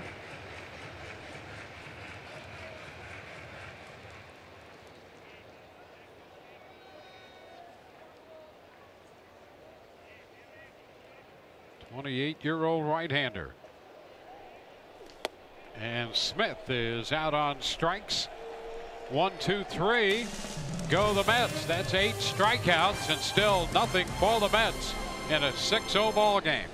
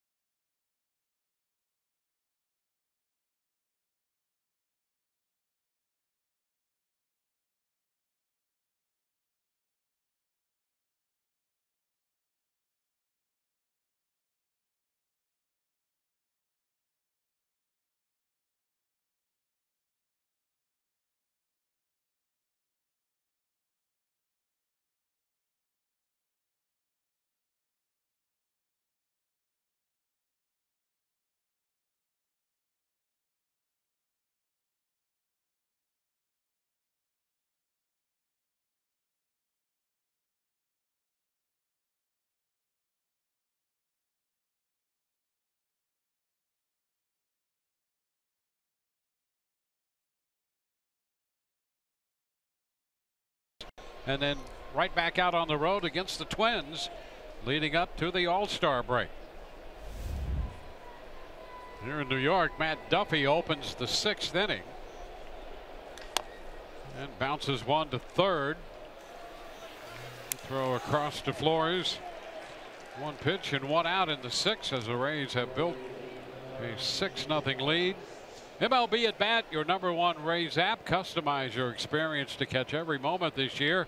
Get Rays home screen icons and features such as MLB TV Game of the Day, pitch tracking, in-game highlights, live radio broadcasts, stats, news, and more. Download MLB at Bat today. Jake Bauers has been on twice in 3 at-bats. He walked and scored in the 1st, doubled to lead off the 3rd and scored. Retired on a fly ball to left in the 4th.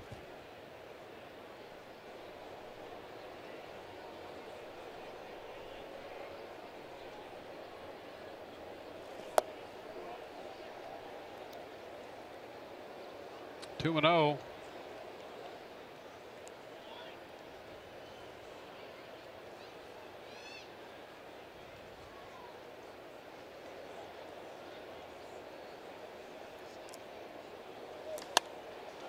Ball will slice back well foul into the seats.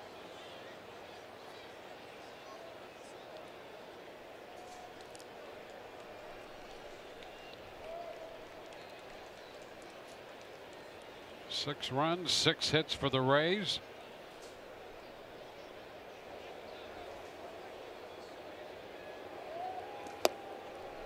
And Bauers missing that mid-90s fastball. It's 2-2. Those are tough to get to, man. When you get those fastballs up at the top of the zone or just above, they're so appealing. You feel like you can do so much damage to it, and then all of a sudden you take that swing and nothing.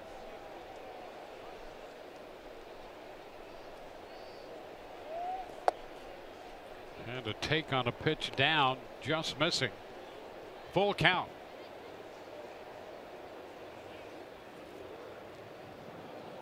C.J. Cron will be next.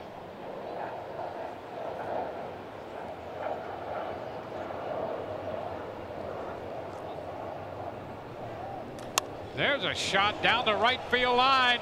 That baby's going to stay fair. It's out of here. Home run for Jake Bauers. He turns on that one and drives it into the seats and right. His 3rd home run of the year. And that will make it 7-0.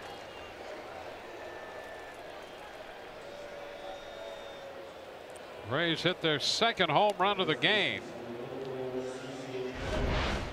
This ball was crushed. I mean, 95-96, and Jake sitting all over it.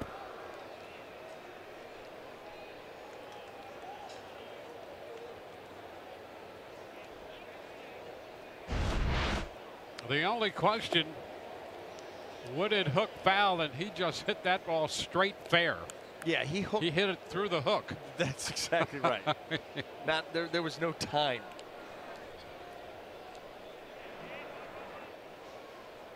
So the Rays now with a 7-run lead.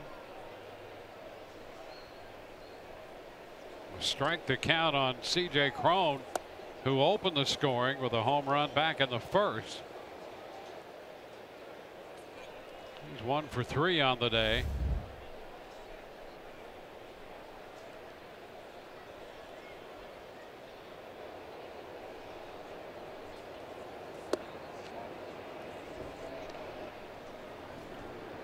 A ball, 2 strikes.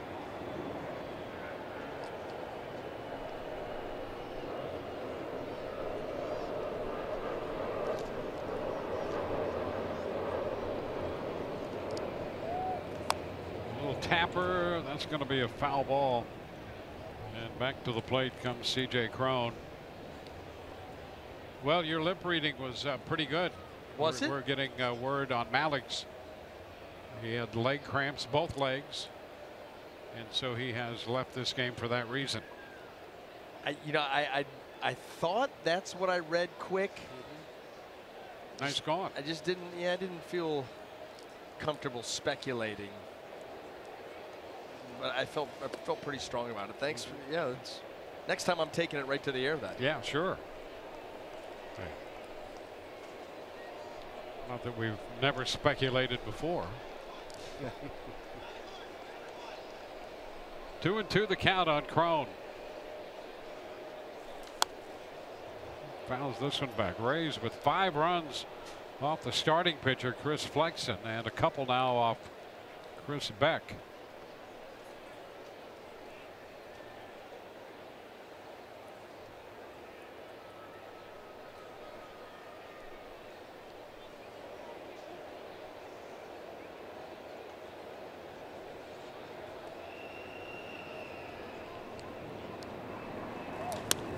On the ground to short. Reyes up and out with the throw. 2 gone in the 6th inning.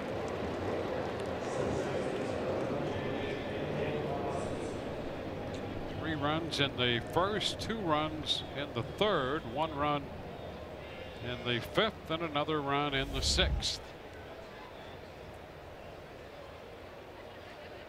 And now Robertson, who's been hit by a pitch, drove in a run with a base hit in the 3rd, scored.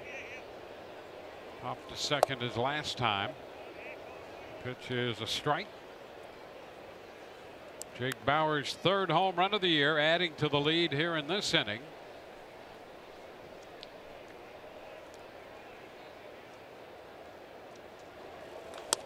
Ground ball to short by Robertson.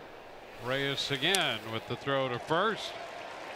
Top of the 6th is over. The Rays get a run on the Jake Bauers home run.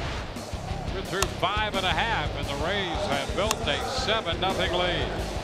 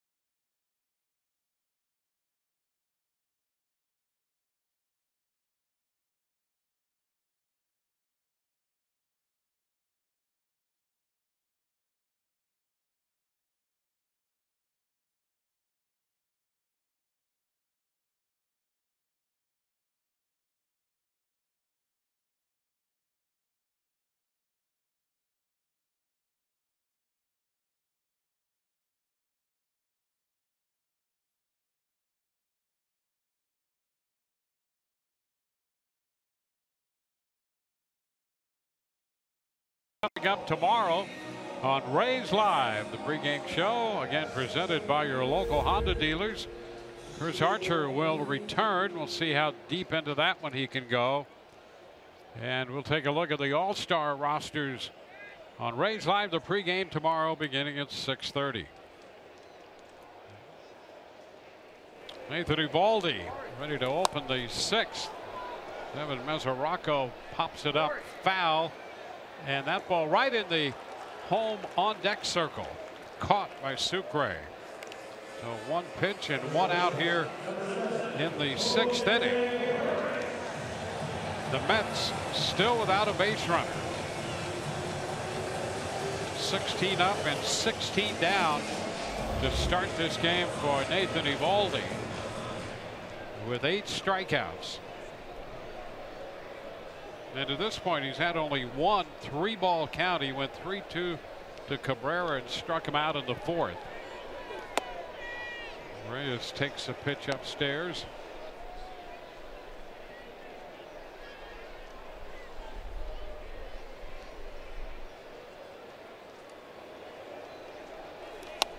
It's a foul back. 1-1.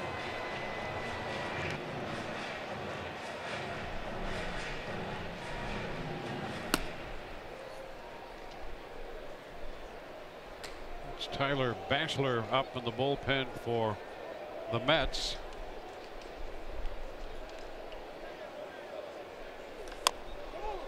Ground ball back of first, fair. That's handled by Crone, unassisted. So a couple quick outs.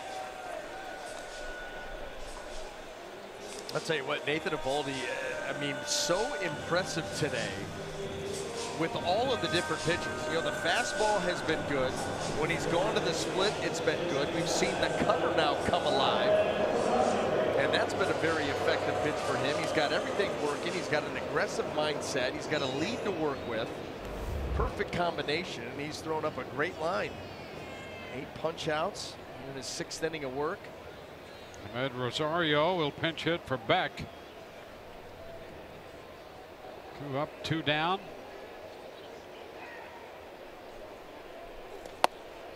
And the first pitch is a strike down around the knees.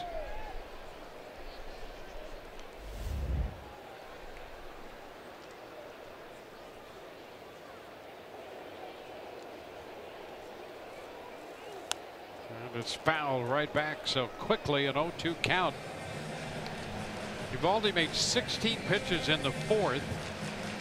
Everything else 12 or under. 12 in the 1st, 11 in the 2nd. Here he is in the 6th inning, 2 outs in, 67 pitches on the day. And he goes upstairs with that one, 1-2.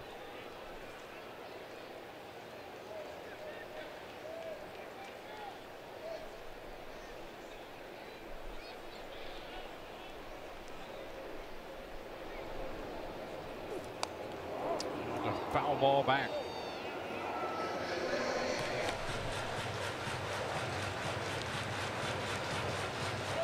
Eight strikeouts on the day for the Rays right-hander.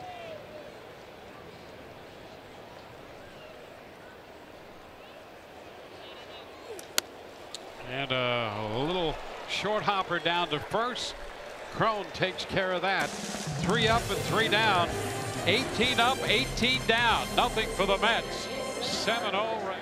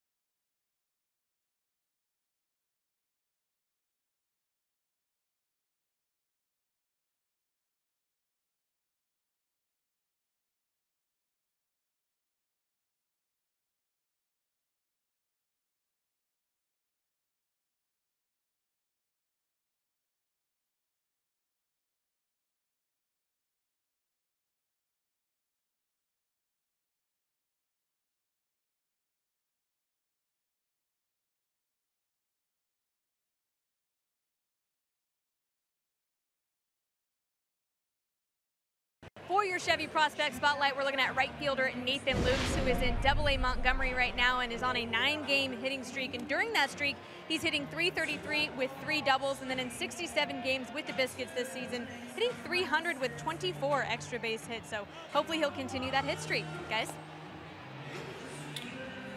Well, Nathan Lukes having a good year. Another look at one of the Rays prospects, and they have any number of them this year. Rays will see Tyler Bachelor, pitcher number 3 for New York, 25-year-old right-hander. Well, on for just the third time, 4 2/3 innings of work. A tough day for Mets pitching. And Andy Echeverria, who walked and scored in the 5th inning, takes a strike and at 94. I will say this, though. After that visit by Dave Island, Chris Beck started pounding that zone a lot more. A lot more.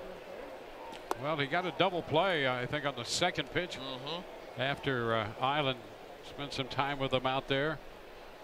Turned him around a little bit. He gave up 2 runs, including a home run to Jake Bowers in the 3 innings he worked. Now, soft fly ball to right. Conforto's there to catch it. Echeverria is out number 1 here against Bachelor. Bachelor with the fastball he uses a lot. 4-seam fastball, slider, and a change. He can get to the mid-90s with that fastball.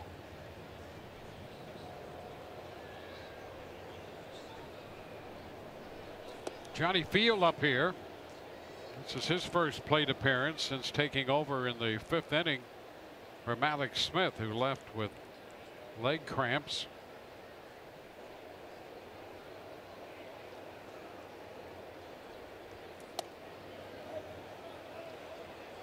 One and one to count. That was the slider in there from Bachelor.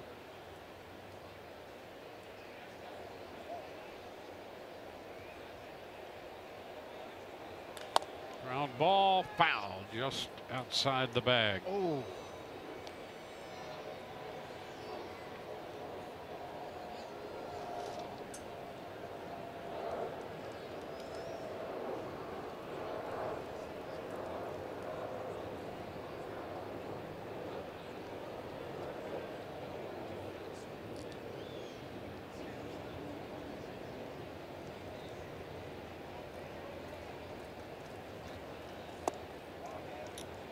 Field checked in time. 2-2. Jerry Davis, the crew chief, down there at first, and on that call on the appeal.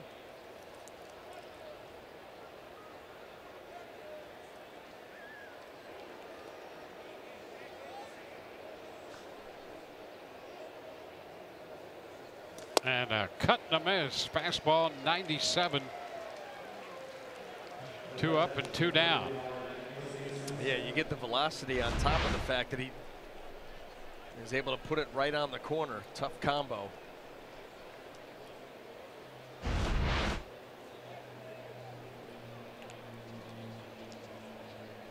Jesus Sucre is the hitter.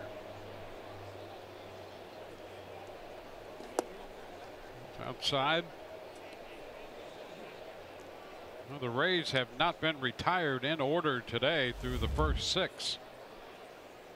They've had something going all afternoon.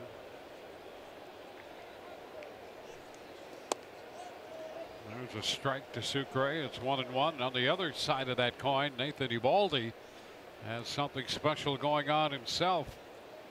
Through 6 innings, he has not allowed a New York base runner.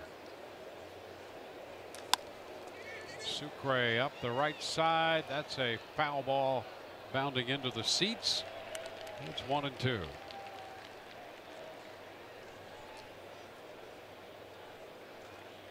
There's Eovaldi on deck. He's also picked up a hit today and got credit for a run batted in.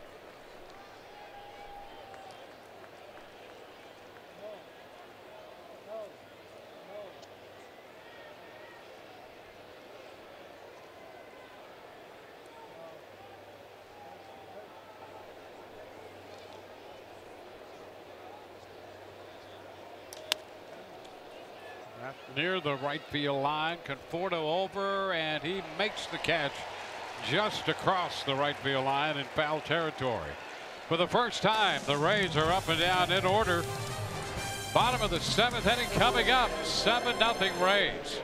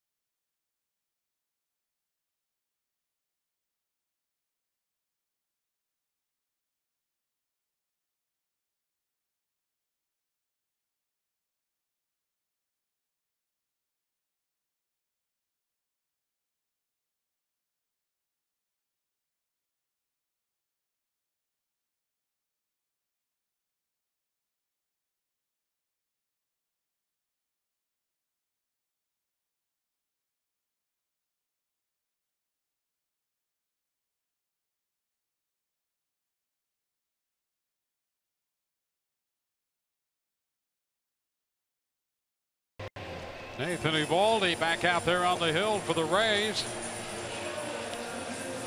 Rays have built a 7-0 lead. They scored 3 in the first on a home run by C.J. Cron, added a couple more in the third.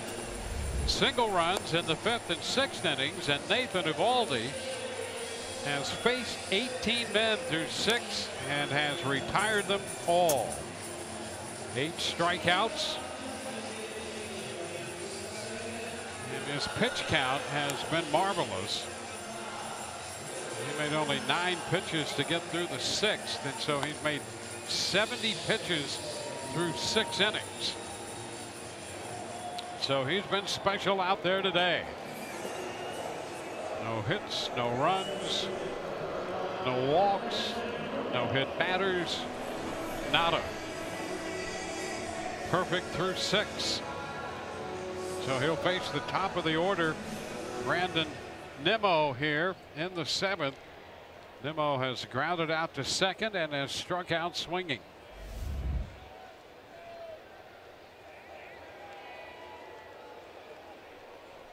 And the first pitch, a fastball. Nimmo fouls it back, strike 1.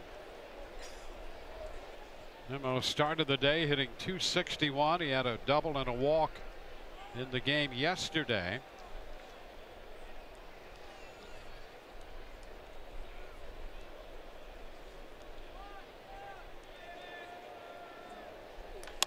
And a line drive, base hit into right. And that's the first hit of the game. So Eovaldi pitches 6 perfect innings before Nimmo lines a base hit into right.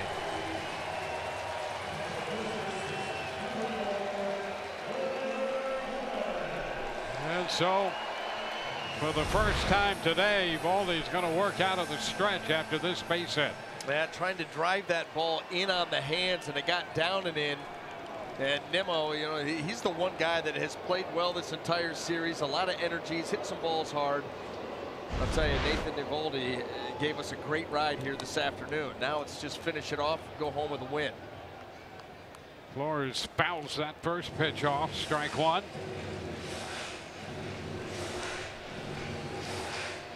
Well, no doubt about that one. A clean hit by Nimmo.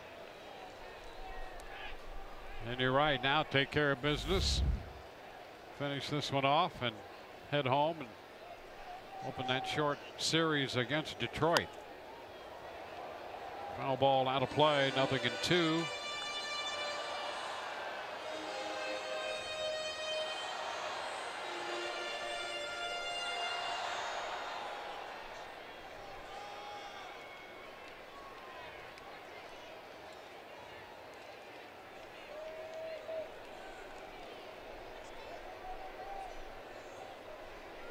Swing and a miss. 96 on the fastball by Flores. Strikeout number 9. Well, again, it's that heater right up at the top of the zone.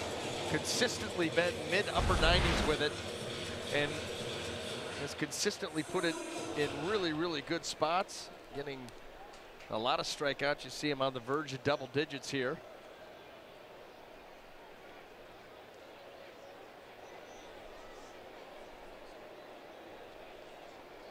Now Cabrera. Pitch is fouled out of play. Cabrera twice has struck out on a split in the first, and a little cut action on a fastball in the 4th inning.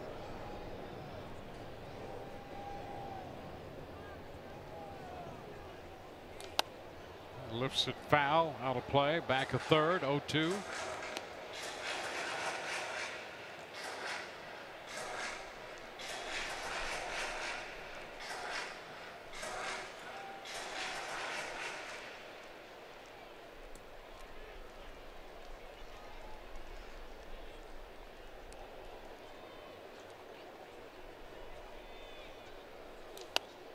The pop foul back.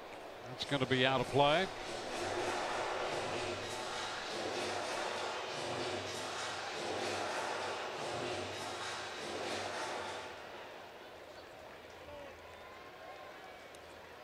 Well, Garza retired 18 in a row before Nemo's base hit. You got Flores on strikes ahead of Cabrera. After 6 perfect innings, ground ball. Looking at a double play right here, and that will retire the side. It's a 4-5-3 double play. 7-0 Rays.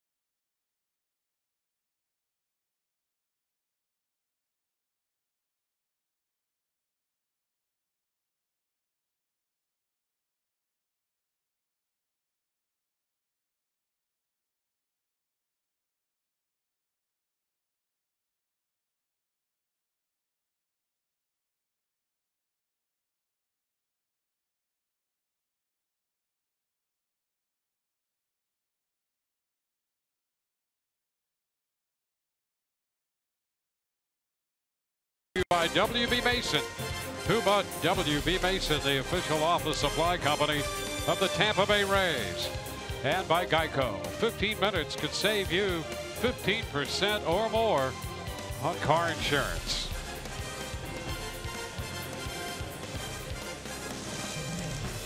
Well, through 7 innings, the Rays hold a 7-0 lead. The Mets bring on their 4th pitcher, Paul Sewald, as the Rays come in to hit in the 8th, and Nathan Eovaldi will lead it off.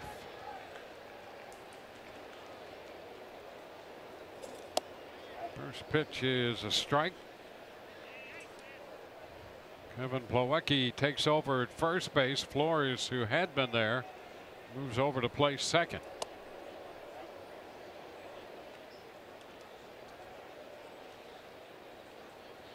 0-2 count.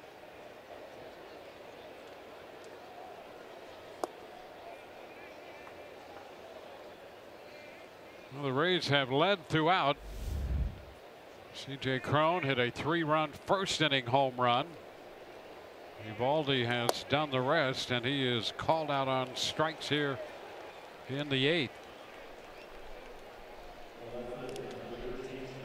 Yeah, I mean, a great job on the mound so far this afternoon. Obviously more to go, but a great pickup too, you know, for Kevin Cash and this pitching staff. When you think about the job that Blake Snell did yesterday, the fact that Chris Archer is going to be starting tomorrow's game, but he's going to be limited in pitch count, and he's done a great job of saving that bullpen, or at least, you know, lessening their load, because they've been working an awful lot lately. Joey Wendell fouls it away. Strike 1.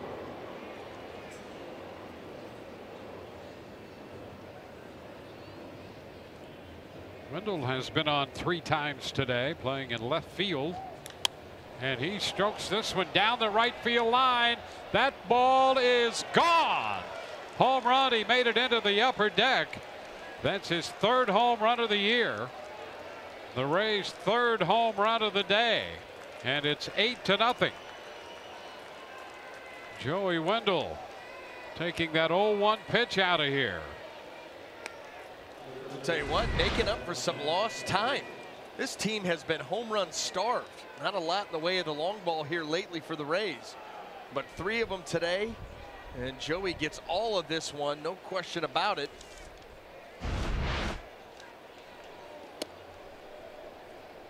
First pitch to Matt Duffy is a ball.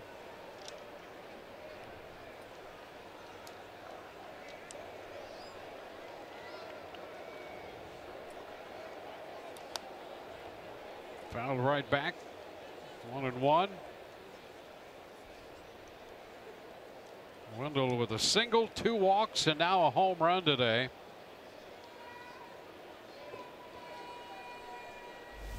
His last home run was against Oakland, in Oakland. It came on May the 29th.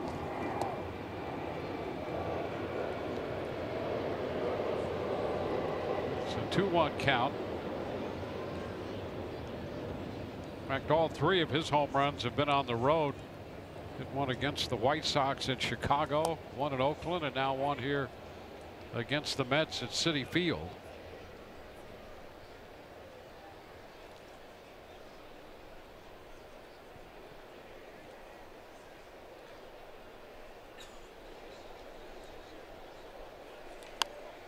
Duffy fouls it back. Count remains 2-2.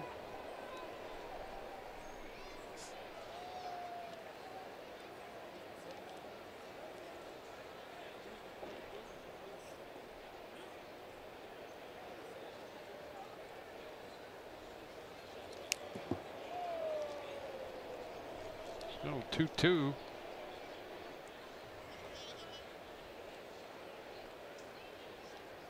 It's been a solid performance by Eovaldi on the mound today, and he has gotten a lot of support from this Rays lineup. Close pitch runs the count to 3-2, a little bit low.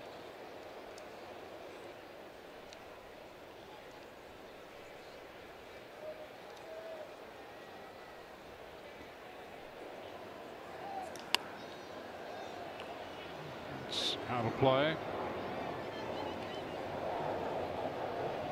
In fact, that last home run for Wendell against Oakland, that was a game in which Crone, Wendell, and Ramos hit back-to-back home runs.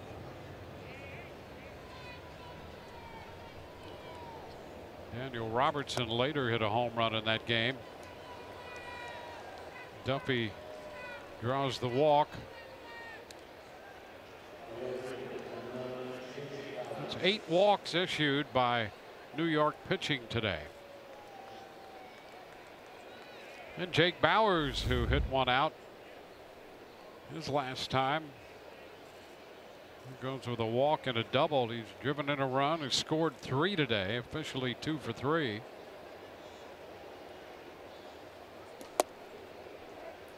The pitch is a strike.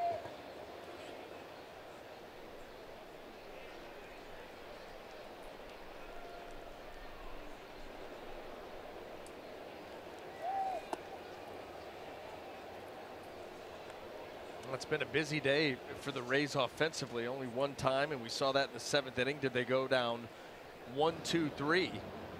Consistently applying pressure. Base runners. A lot of that helped too by Mets pitching, as you mentioned, all the walks.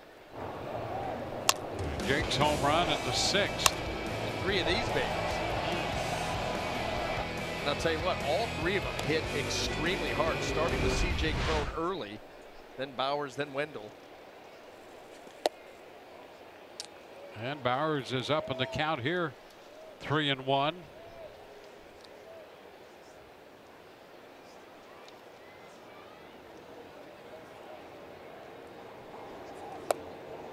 And now Bauers draws a walk. So following the home run, back-to-back walks to Duffy and Bauers. 9 walks given up by New York pitching.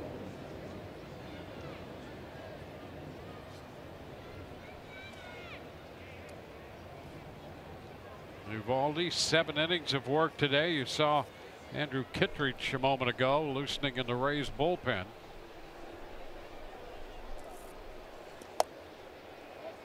And the first pitch to C.J. Crone is a strike.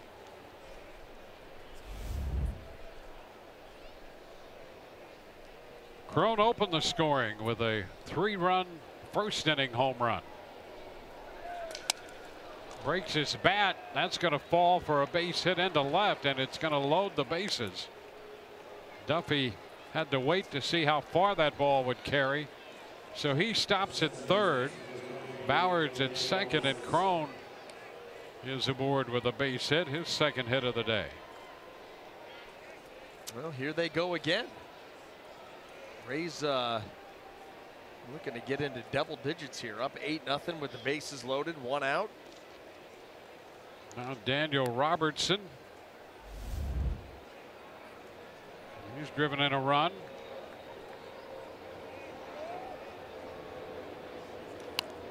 Pitch in on him, and he fouls it. Strike one. He was hit by a pitch near the right elbow in the first inning.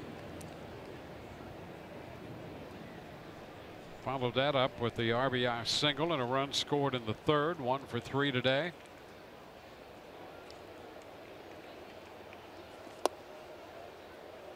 Just low. It's 1-1.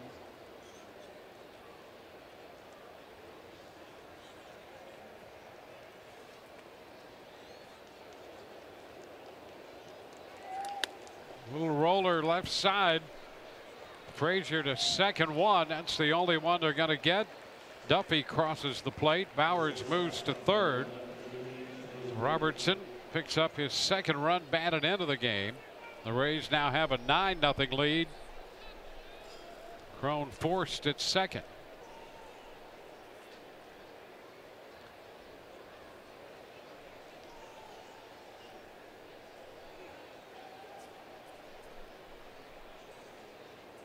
Two outs in the inning. First and third. Here's Adeiny Echeverria.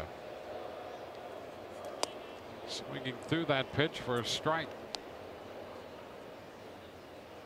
Well, every spot in the Rays lineup has reached base today, including the pitcher when Eovaldi got credit for a base hit and a run batted in the fifth. Now 0-2 to Echeverria.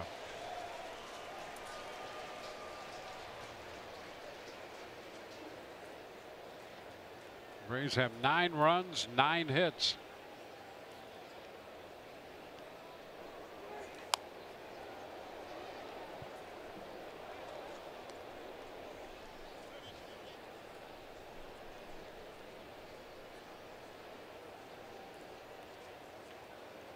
Echeverria no hits today, but he walked and scored in the fifth. And is out on strikes to end the eighth. But the Rays tack on 2 more. It's 9-0 Tampa Bay.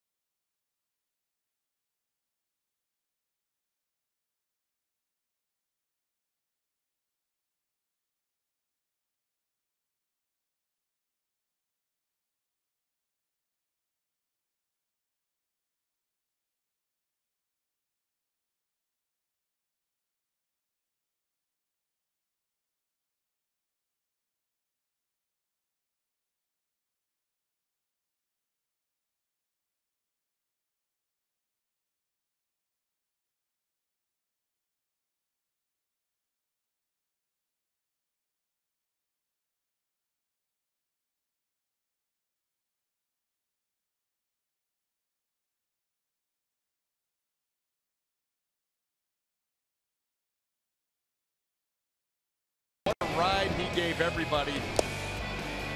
6 perfect innings for Brandon Nimmo. Broke it up with a base hit into right field. Ends his day 7 shutout, just 1 hit given up. You know, this is the 3rd start since he's come back where he's given up 1 or no hits. I mean, he's had 2 hits, 6 no-hit innings in his first start back against Oakland. He had 6 one-hit shutout innings against the Nationals, 7 one-hit shutout innings here this afternoon against the Mets. Truly dominant, truly efficient. A lot of fun to watch. And Andrew Kittredge will follow him to the mound. It'll be interesting to see Kittredge because he spent a little time trying to add a pitch to his repertoire at Durham. He's been a sinker slider guy, and the split part of what he has worked on down there. 1-0 the count as he faces Michael Conforto.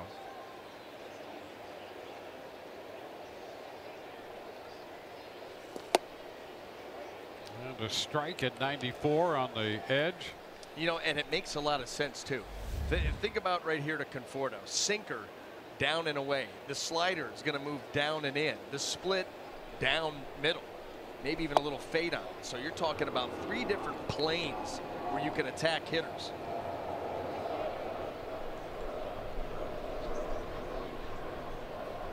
See the defensive setup for Conforto.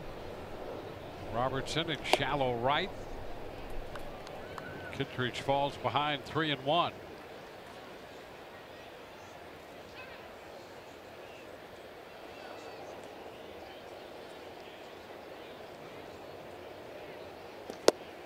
And ball 4. Conforto draws a walk.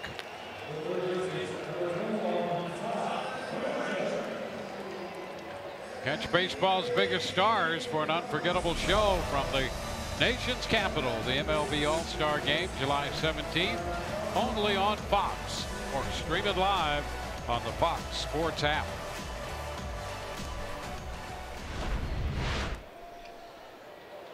Todd Frazier and struck out at a fly ball to right. This is the fastball, strike 1. Eovaldi went to a 3-ball count only once in the 7 innings he worked. He was 3-2 to Cabrera, then struck him out in the 4th. Kittredge in the game now, and that pitch disappeared. It's 0-2.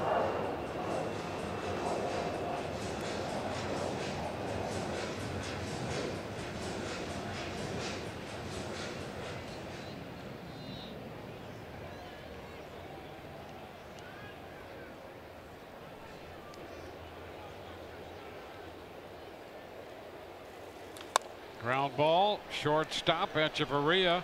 Robertson 1, first base 2. They get the double play. So Ray's pitching still has faced only the minimum number of hitters in the 7 innings Eovaldi pitched. He faced only 21 hitters. After giving up that leadoff single in the 7th, he got the double play ball to end it. Now a walk from Kittredge, and he throws a double play ball to Frazier.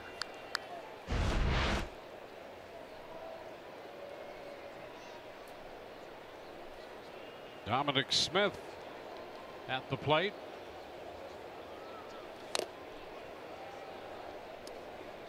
Smith struck out twice against Eovaldi.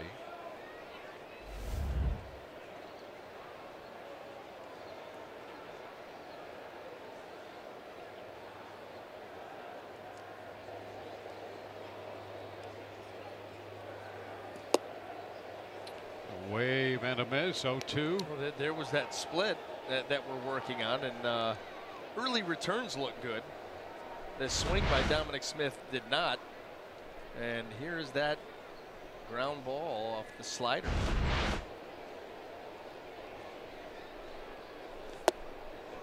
They got me there. 1-2 now on Smith. I was going to say that's an interesting grip for a split. Yeah. Thank goodness it was not to the wrong hitter. Yes. Yeah. 2 balls, 2 strikes.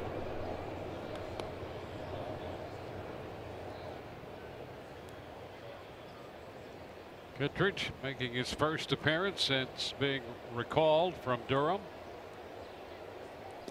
And a swing and a miss. He strikes out Smith on the fastball. 10 strikeouts for Rays pitching. We go to the ninth, 9-0.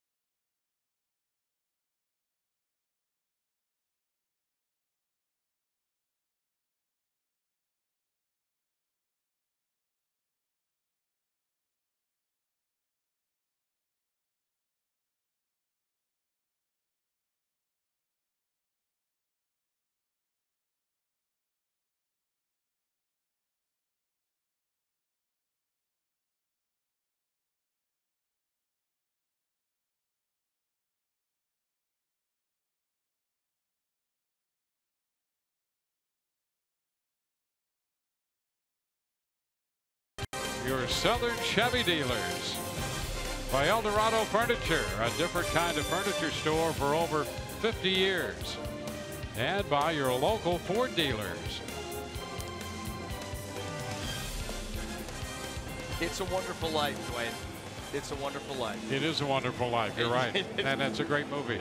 Yes. Tim Peterson is the new pitcher.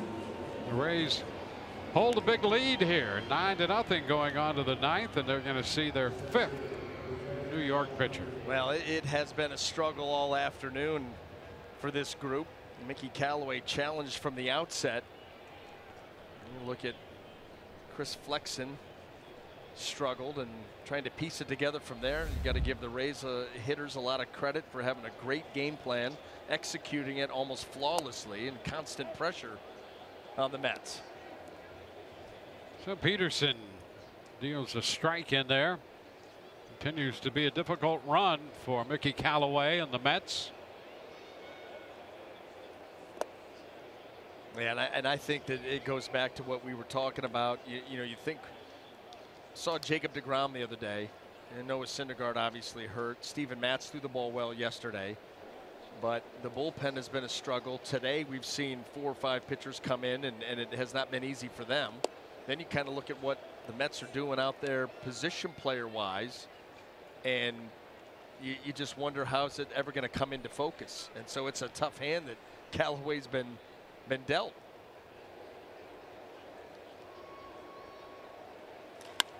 Two-one fly ball to the opposite field. Conforto will go to the track for it and makes the catch. Field is the first out here in the 9th inning.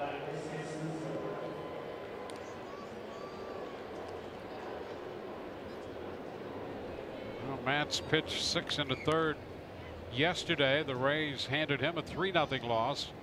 Blake Snell picking up his 12th win to go 12-4. Jesus Sucre.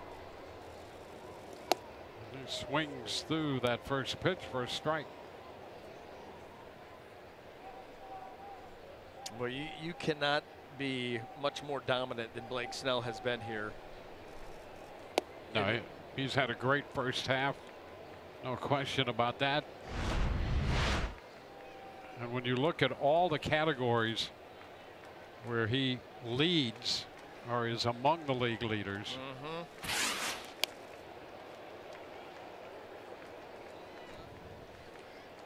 One ball, 2 strikes the count here. Just thought I'd circle behind Sucre. See where he finishes swing. Yep. I'll tell you what, the trucks quit. There's no question about that. They've tapped out. As soon as the Nimmo got that hit, I heard doors slamming in the back. Yeah. They're done. Sucre is out on strikes. Anybody there? No direction whatsoever.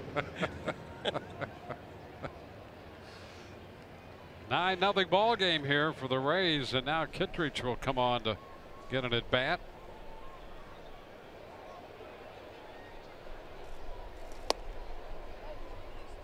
Well, Kittredge comes back from Durham, gets a little action on the mound, and gets an at bat. Hey, listen. First career at bat. Take advantage. It's 1-1 now. No batting gloves. That's a throwback.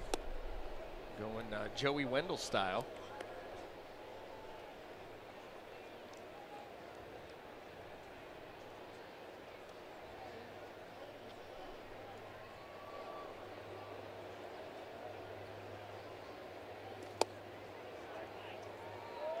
That's a strike 2-2. Joey Wendell would use batting gloves, but they've used all the leather in his outfield glove. Yeah, that's right. Look at there he is. Yeah, see? It's our guy.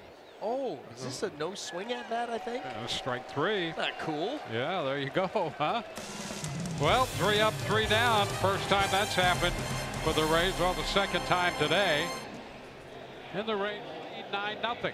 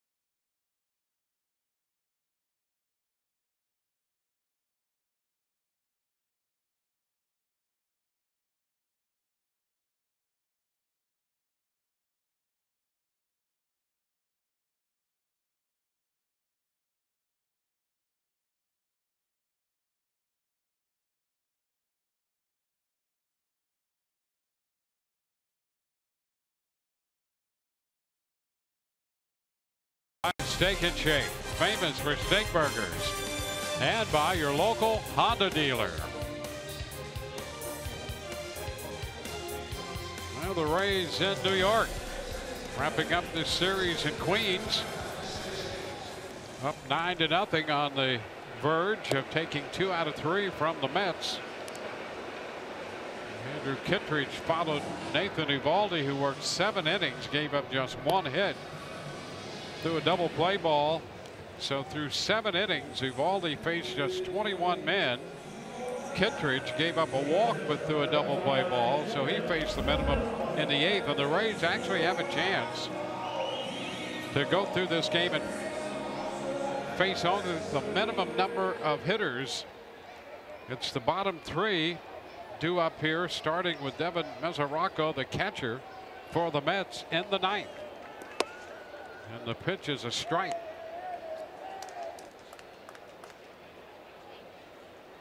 Mesoraco has struck out and fouled out. And takes strike 2.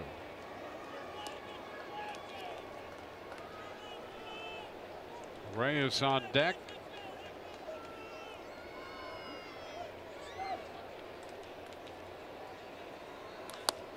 And there's a line drive base hit into left. Mesoraco has a single. And the Mets pick up their 2nd hit.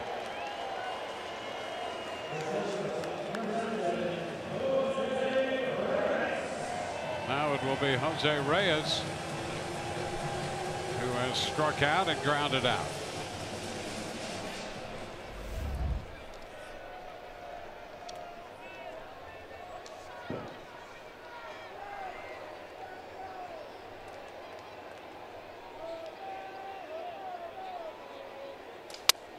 Breaks his bat, a little roller.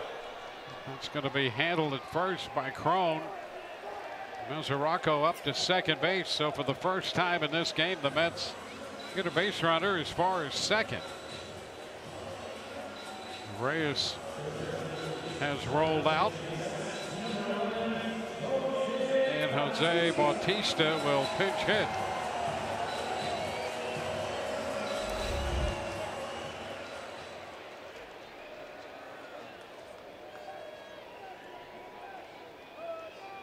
So he bats for Peterson.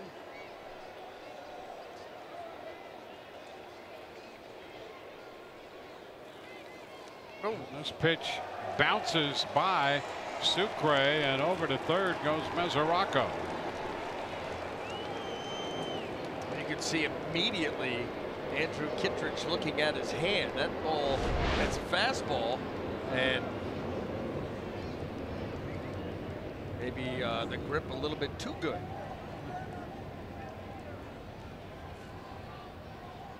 I mean, there's driving a pitch downhill, and then there's that. No, you just couldn't get rid of the ball. Stuck. I mean, 1-1.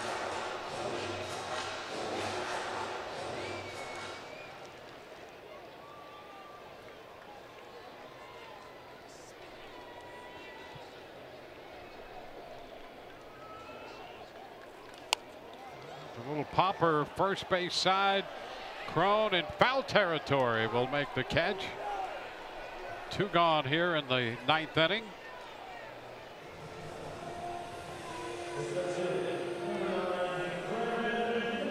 Now we'll go to the top of the order. So Brandon Nimmo makes his 4th plate appearance. So far the Mets are just 1 plate appearance over the minimum of 27.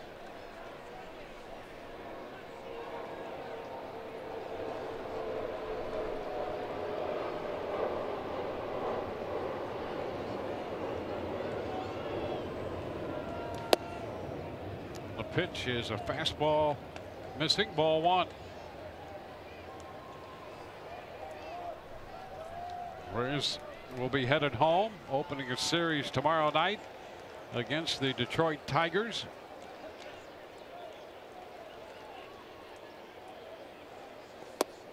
And a strike on the inside corner.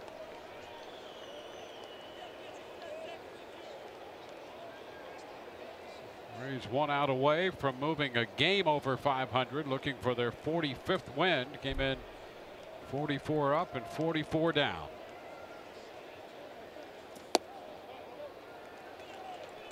Two balls and a strike. 7 superb innings from Nathan Eovaldi. Made just 79 pitches in 7 innings, and Kittredge worked the 8th, now working here in the 9th.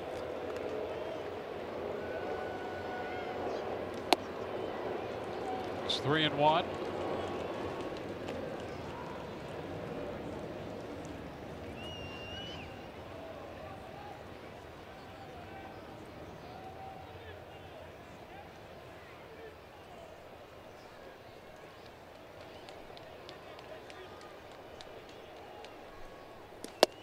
And that's a strike. 3-2. Nimmo ready to head to first when Mark Carlson went up with the right arm.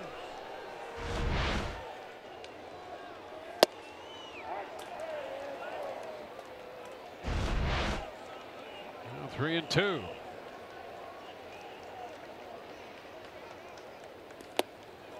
And now he draws the walk. Close pitch. Yeah, it's called strike 3. I mean,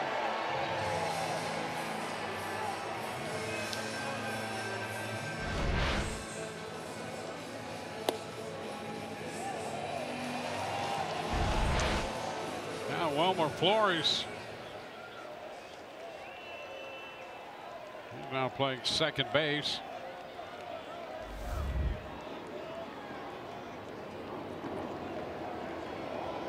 First and third. There's a strike, and up to second goes Nimmo.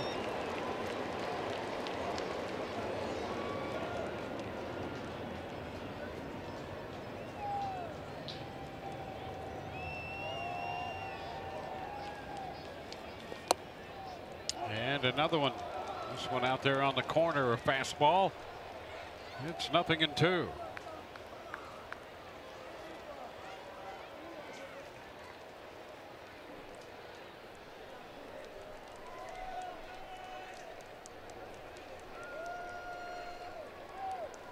Upstairs, 1 ball, 2 strikes. That's got their first hit in the 7th. That was Nimmo. He was erased on a double play. Got another hit from Mesoraco here in the 9th. And now Flores almost hit by that pitch. 2-2.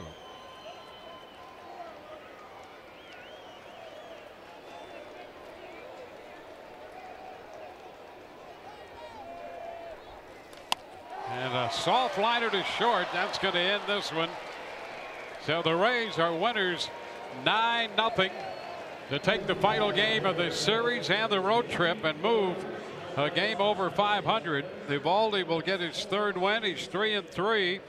Flex and the losing pitcher 0-2. Took 2 hours and 42 minutes to play this game. And the Rays come away with a victory. Outstanding pitching performance by Eovaldi. 3 home runs in the game for Brian Anderson and Michelle Margot. Dwayne Stats, great to have you with us. Hope you've enjoyed the telecast. Rays Live, the post game comes your way next.